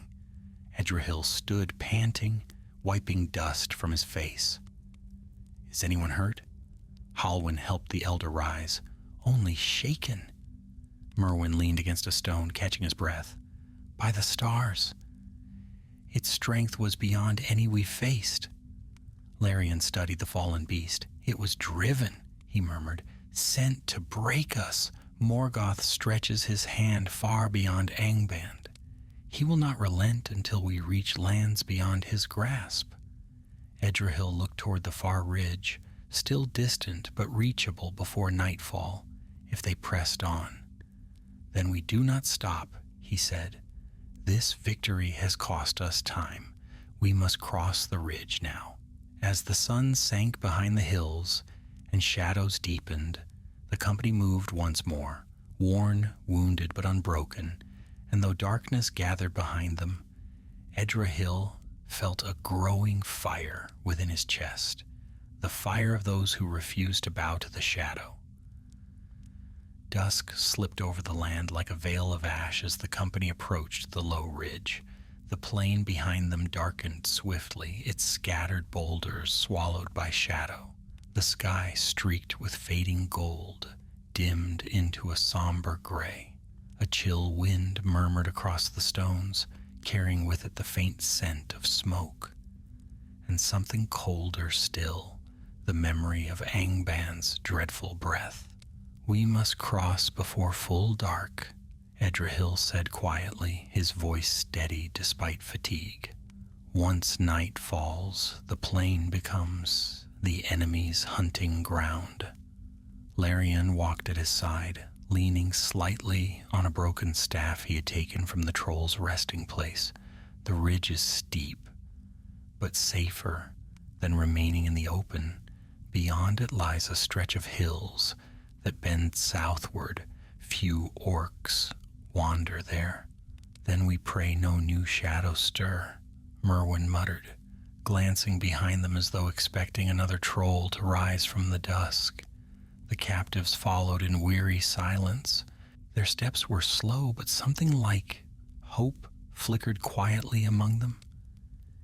Even after terror and toil, even after the shadow of the glen and the thunder of the troll, they continued steadily, bonded now not only by fear, but by the fierce will to live. Halwyn walked near Edrahil, steadying one of the elders. "The ridge looks steep," he said, breathing hard. "Can they climb it?" "They must," Edrahil replied gently, "and we will help them every step." The ridge rose before them, a slanted wall of stone dotted with patches of tough scrub. Narrow ridges wound upward at uneven angles, forming a path of sorts. Shadows clung to the crevices, growing deeper with every passing moment. Galdric surveyed the climb and grunted. A mountain goat would complain of this path. "Then be twice as stubborn as a goat," Phalar answered softly, lifting his bow as he scanned the horizon. "We have little choice." They began the ascent. Edrahil led, placing his hands and feet with care as he guided the captives upward. The stone was rough, crumbling in places. Pebbles skittered down the slope, bouncing sharply in the growing gloom. Behind him, Galdric lifted the elder woman across his broad back without a word. Merwin helped two young men cling to the rocks. Halwyn guided a thin boy, whose legs trembled at each step. Larian supported a wounded elder, his movements graceful despite pain. The climb was slow. At times, Edrahil felt the weight of the earth itself, pressing against his limbs. Yet he pressed forward, every muscle driven not by strength alone, but by resolve. The ridge's crest inched closer, first a jagged silhouette, then a clearer line against the sky. Halfway up, a stone beneath Edrahil's hand shifted. "Hold," he hissed. The others froze. The stone tumbled down the slope, clattering against rocks, until it vanished into the dusk below. The sound echoed sharply, too sharply. Larian's head lifted instantly, his expression sharpened. "We are not alone." Edrahil's heart tightened. "What do you hear?" Voices carried by the wind, harsh, guttural. Larian pointed into the darkening plain. "There, near the dead troll's fall." Galdric growled under his breath. "More orcs? Have they followed us so quickly?" "Not many," Larian replied. "A scouting band, perhaps, seeking signs of survivors. If they find our trail..." He did not finish the thought. The danger needed no word. Edrahil motioned urgently. "We climb faster, quietly, no more slips." Strength surged anew in tired limbs. The ridge's crest was now only 20 paces above. Edrahil secured his grip, shifted his weight, and pulled himself upward.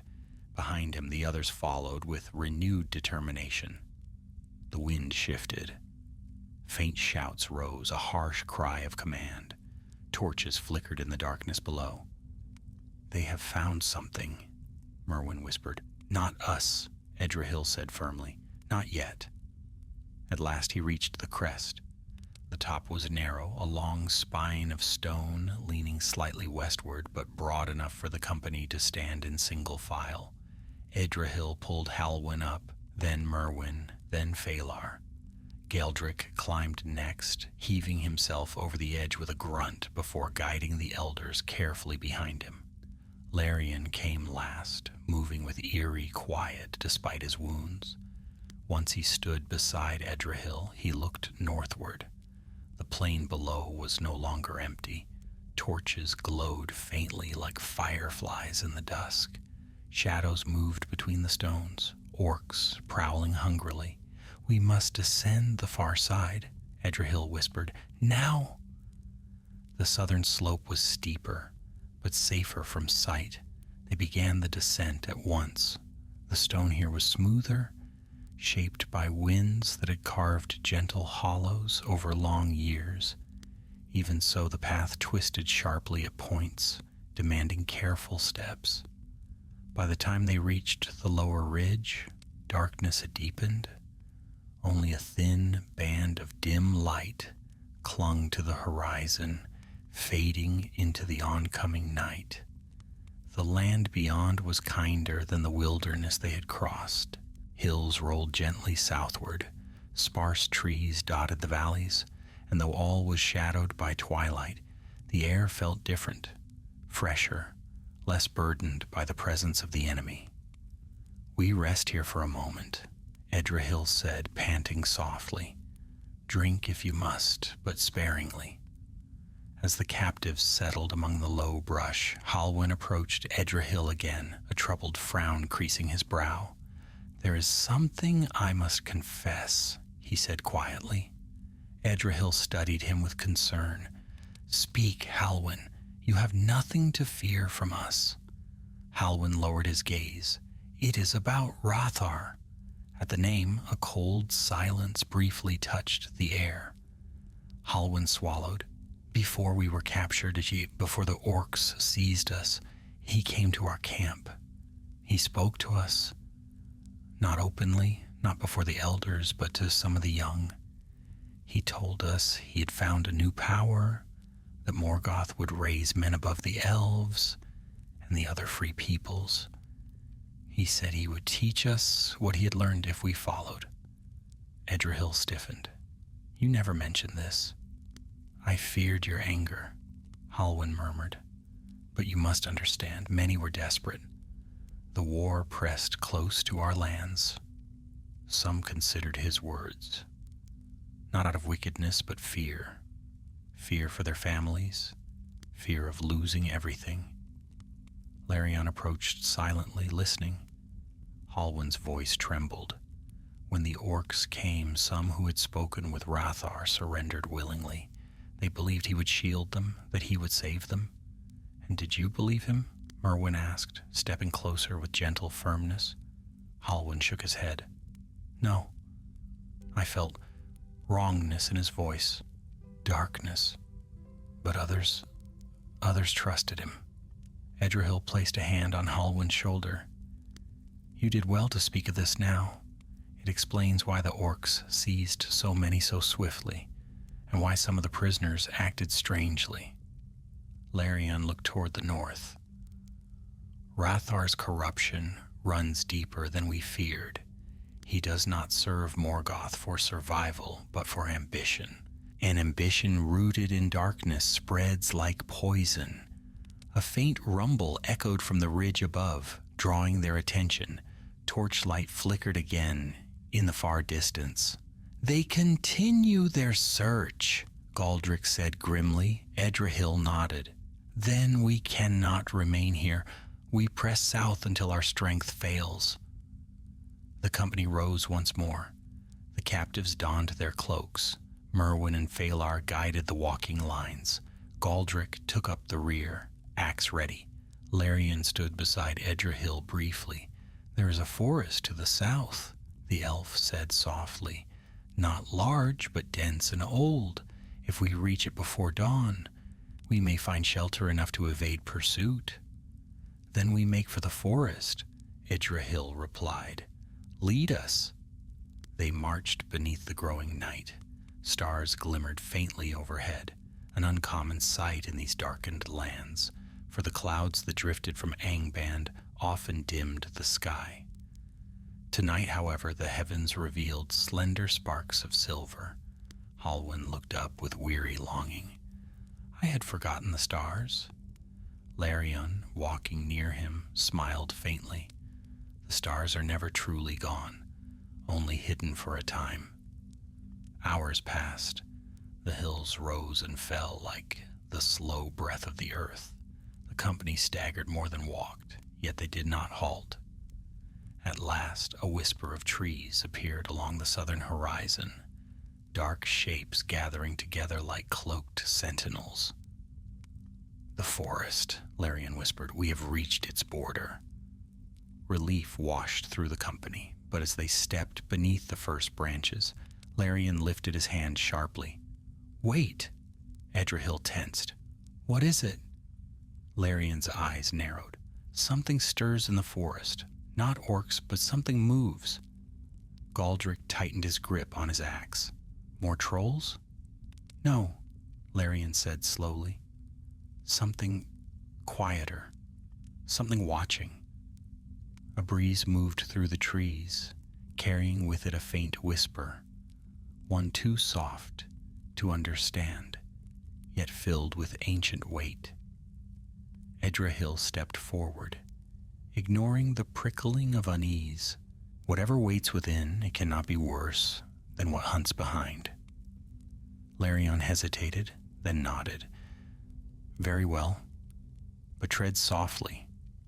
These woods are older than any living memory. Together the company entered the forest, the shadows swallowing them one by one, and somewhere deep within the trees, something hidden stirred awake. The forest closed around them like the folds of a great ancient cloak, its boughs arched overhead in tangled canopies, weaving moonlight into silver threads that flickered along the path. Some trees stood tall and straight, while others bent at strange angles, their trunks twisted by age or storm. A hush lay upon the woods, not the dead, lifeless stillness of lands under shadow, but a heavy, listening quiet as though every branch and root held breath. Edrahil led with careful steps, his spear lowered but not drawn back for battle. The earth beneath his feet was soft, with fallen leaves and ancient dust. Each sound, however small, echoed strangely between the trees. Behind him, the captives walked close together, cloaks drawn tightly around shoulders, growing cold in the night air. Larion moved at Edrahil's right, his eyes half closed as though listening with senses beyond mortal hearing. There is power here, he whispered, old power, not evil, yet not welcoming. Galdrick grunted quietly. I've had enough of strange powers. Let the trees mind their own trunks. We only seek passage. Larion's gaze flickered toward him. In such places, it is often wise to ask permission of the unseen, but haste leaves us little time for courtesy. Edrahil cast him a brief, questioning look. It means, Merwin murmured from behind, that we are tolerated for now. They walked deeper.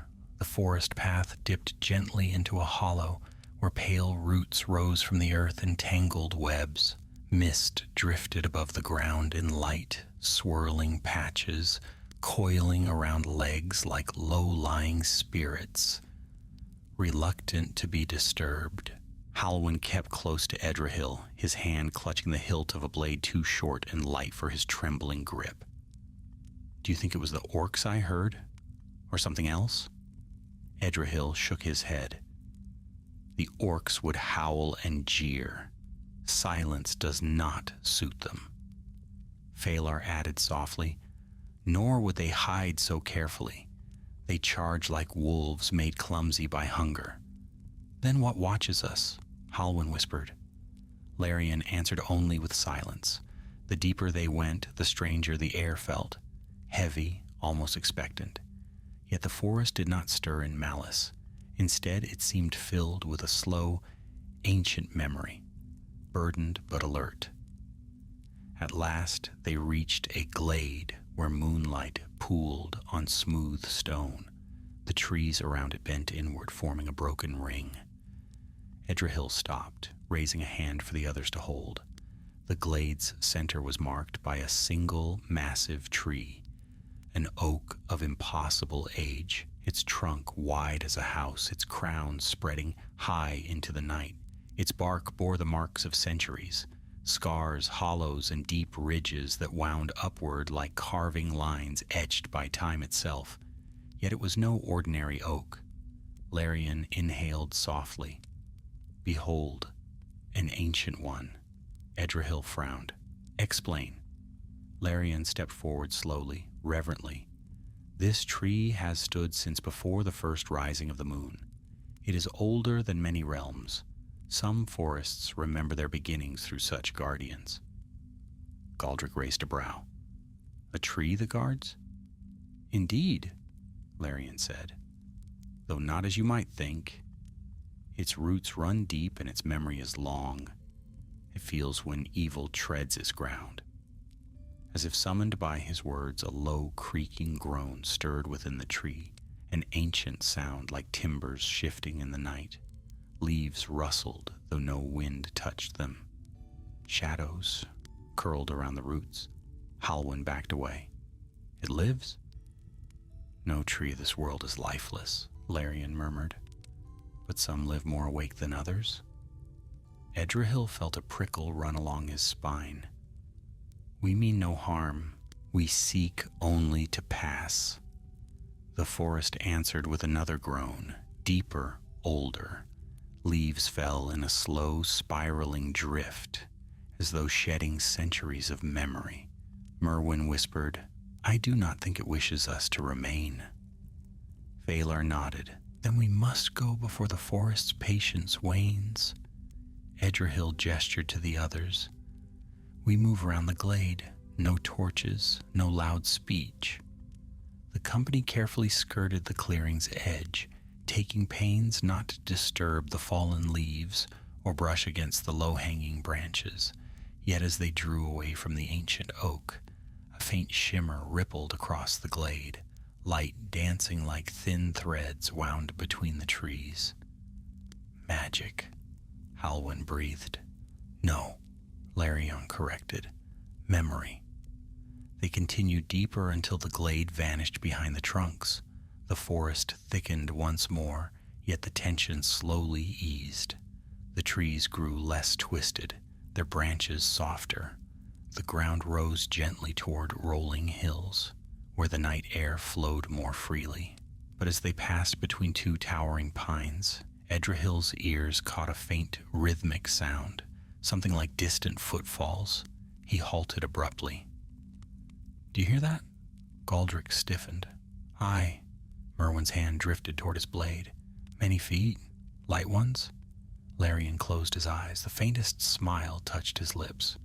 Not orcs, nor trolls, nor any servant of shadow. Edrahil frowned. Then who?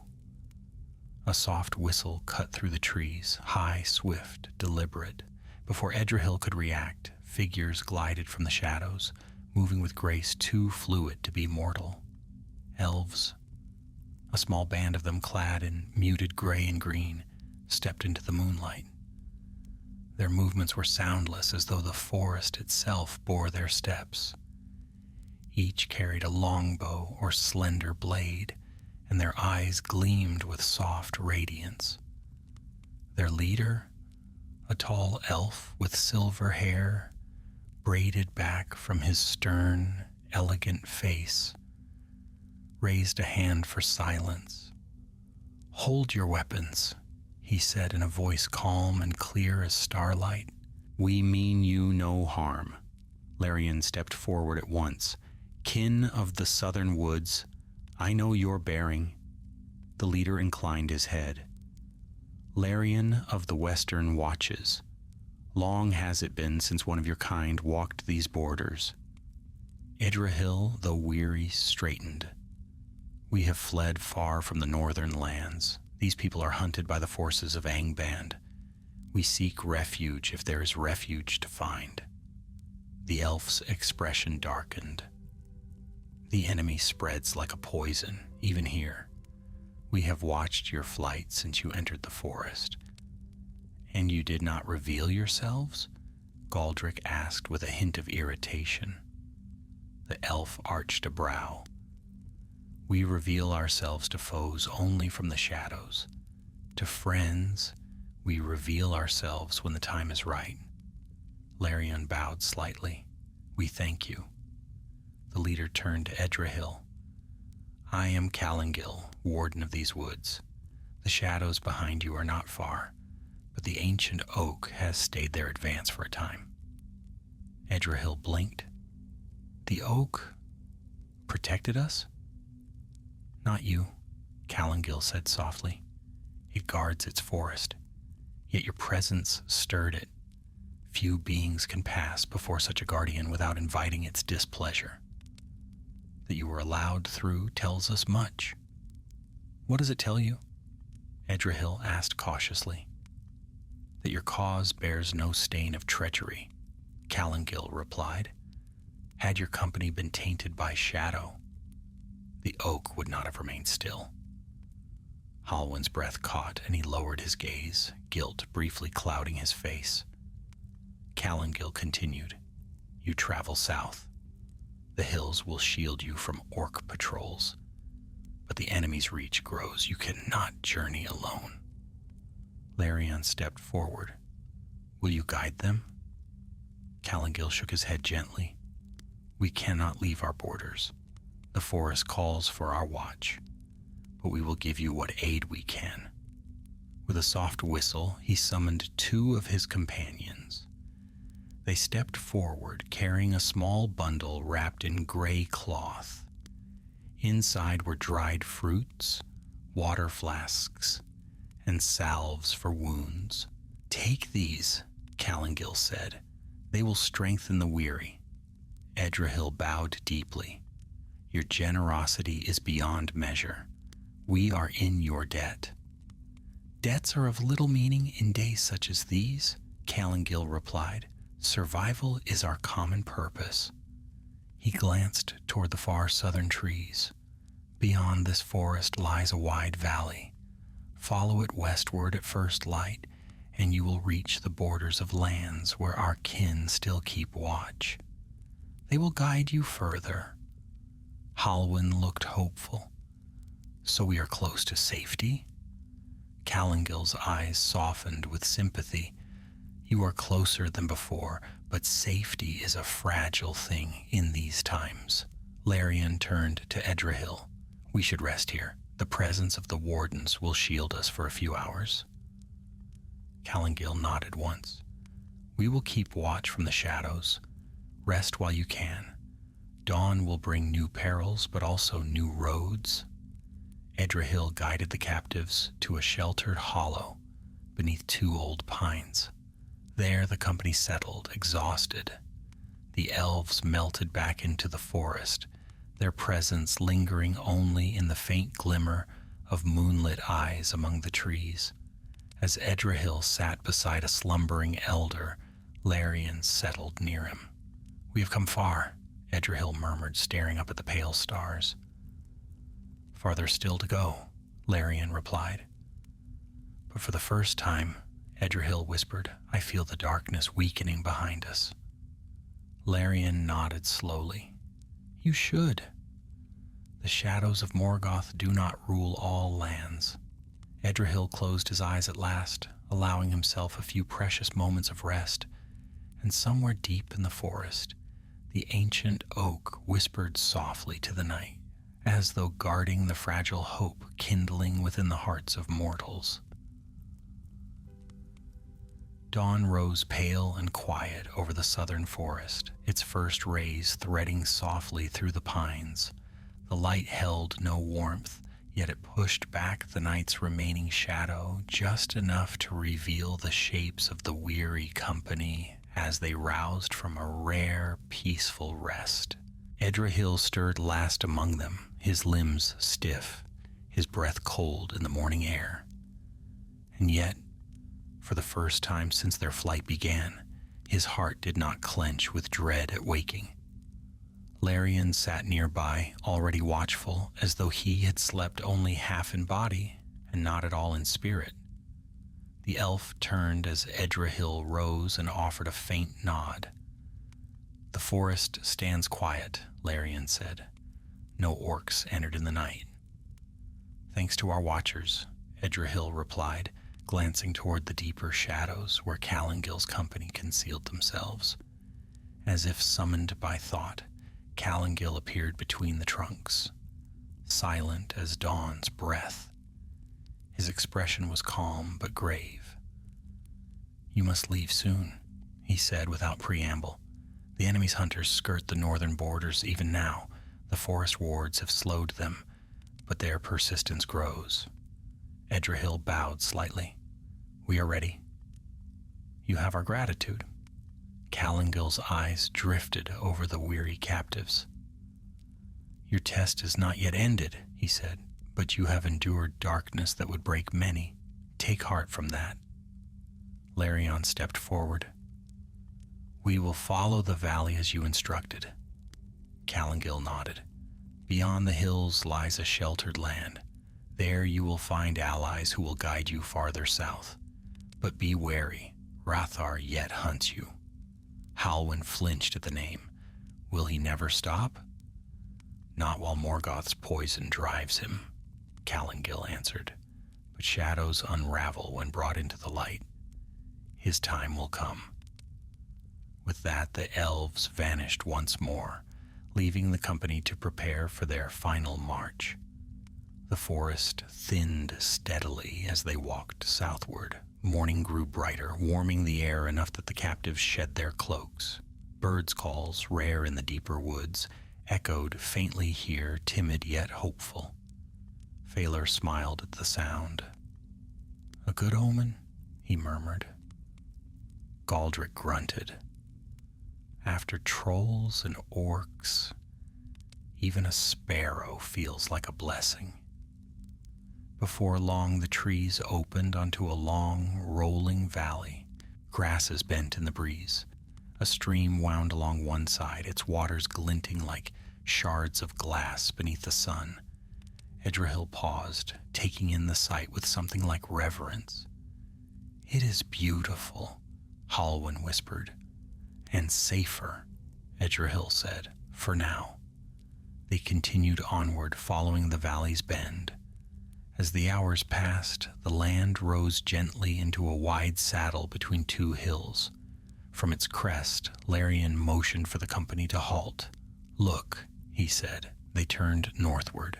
There, beyond the hills and forests they had crossed, far upon the barren plains and broken ridges, a darkness lingered like a distant storm. Columns of smoke rose faintly where the wardens had battled the trolls. And farther still, far beyond sight but never fully beyond fear, lay the dread realm of Angband. Edrahil felt the weight of that shadow one last time, but he no longer trembled beneath it. "It seems smaller now," Halwyn said softly, "as though we have grown taller." Larion smiled faintly. "Courage is such a thing. It changes the measures of the world." Galdric exhaled deeply. "Let the enemy howl from his cold pit. He'll not have us again." Merwin clapped the man's shoulder. "Not while strength remains in our hands." Edrahil turned back to the road ahead. "Come. Our journey is not finished." By midday they reached a small, quiet woodland at the valley's end.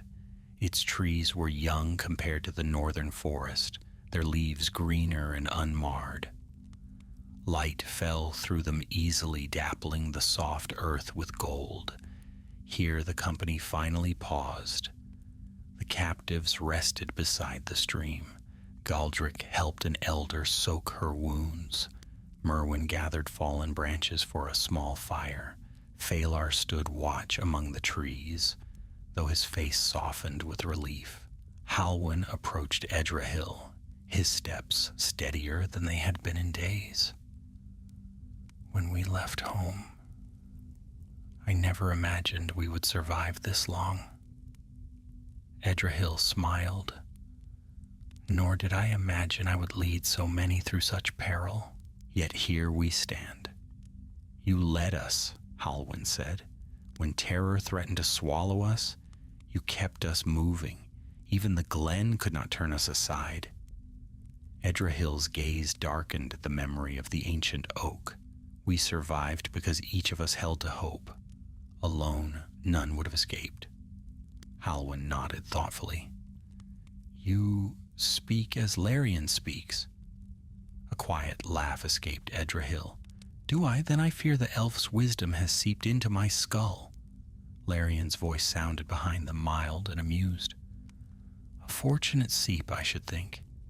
They turned to find the elf approaching. his wounds bound anew with the salves the forest wardens had provided. "We must resume our march soon," Larion said. "I sense no danger near, but shadows follow long journeys." As if summoned by his words, a distant sound drifted faintly across the hills, a horn call, low, faint, yet unmistakable. Halwyn paled. That sound, Edrahil's jaw tightened. "Rathar," Larion's eyes gleamed with concern. "He hunts still." Galdric rose, gripping his axe. "Let him come. I owe him a reply for the pain he has caused." "No," Edrahil said firmly. "This is not our battle. Not here. We must reach the southern wardens." "But if he finds us before then?" Merwin asked. Edrahil turned, gaze steady.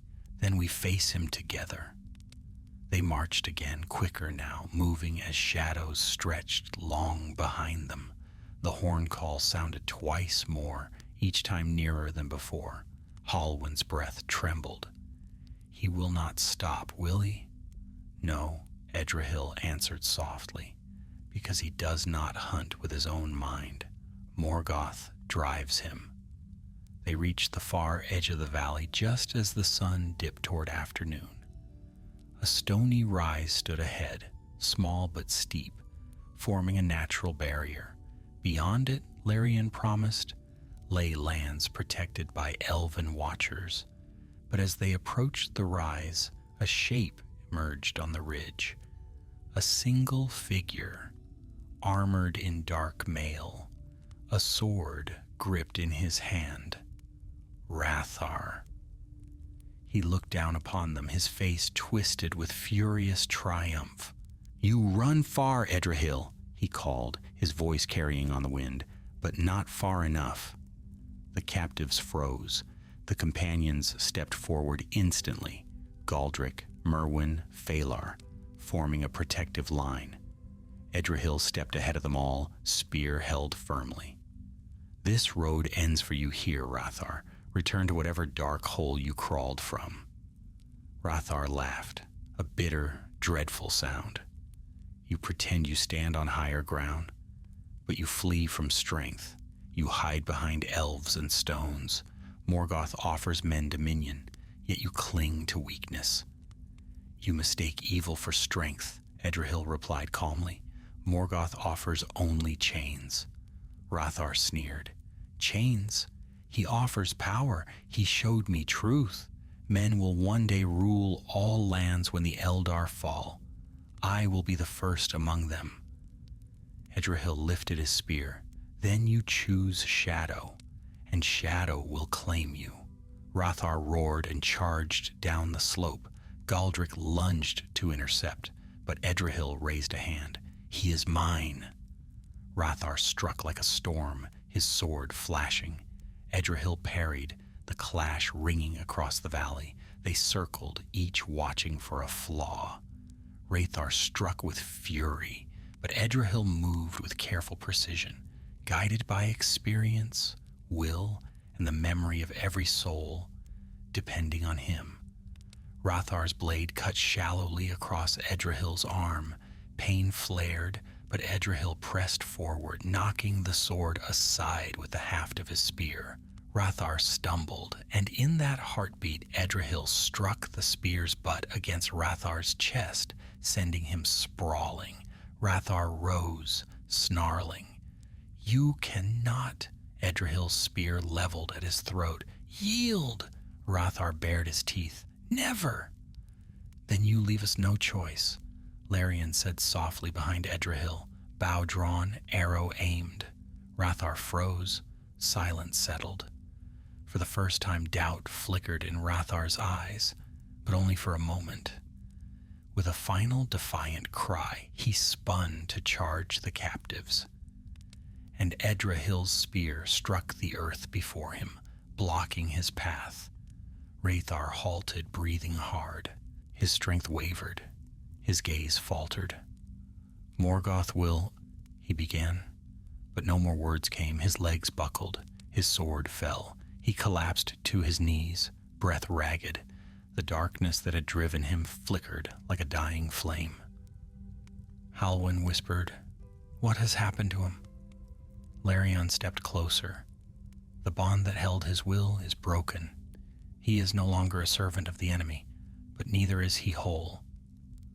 Hrothgar lifted his gaze to Edrahil, exhausted, hollow, stripped of pride. "I did not understand."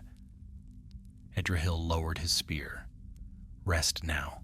Your path ends here, not in glory but in truth."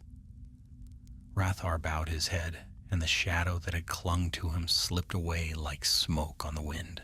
By nightfall they reached the southern wardens, a company of elves who welcomed them with gentle voices and guiding hands. Fires were lit, wounds were tended, tears flowed freely among the captives, finally freed of fear. Edrahil sat beneath a starlit sky, breath deep and steady. Larion settled beside him. "Your people live because of you. Remember that." Edrahil shook his head. "They live because we stood together." Larion smiled. "A fairer truth." Halwyn approached with hesitant steps. "Will we be safe now?" Edrahil looked toward the southern horizon where dawn would rise on gentler lands. "Yes," he said softly, "safe at last." The elf wardens guided the freed captives onward. The shadows of Angband lay far behind, and though Morgoth's darkness yet lingered over the world, the strength of mortals had kindled a light not easily quenched, a light born of courage, fellowship, and the unyielding will to endure. And thus ended the tale of Edrahil and the hunted, not in despair, but in the fragile triumph of those who walk beneath shadow and refuse to bow.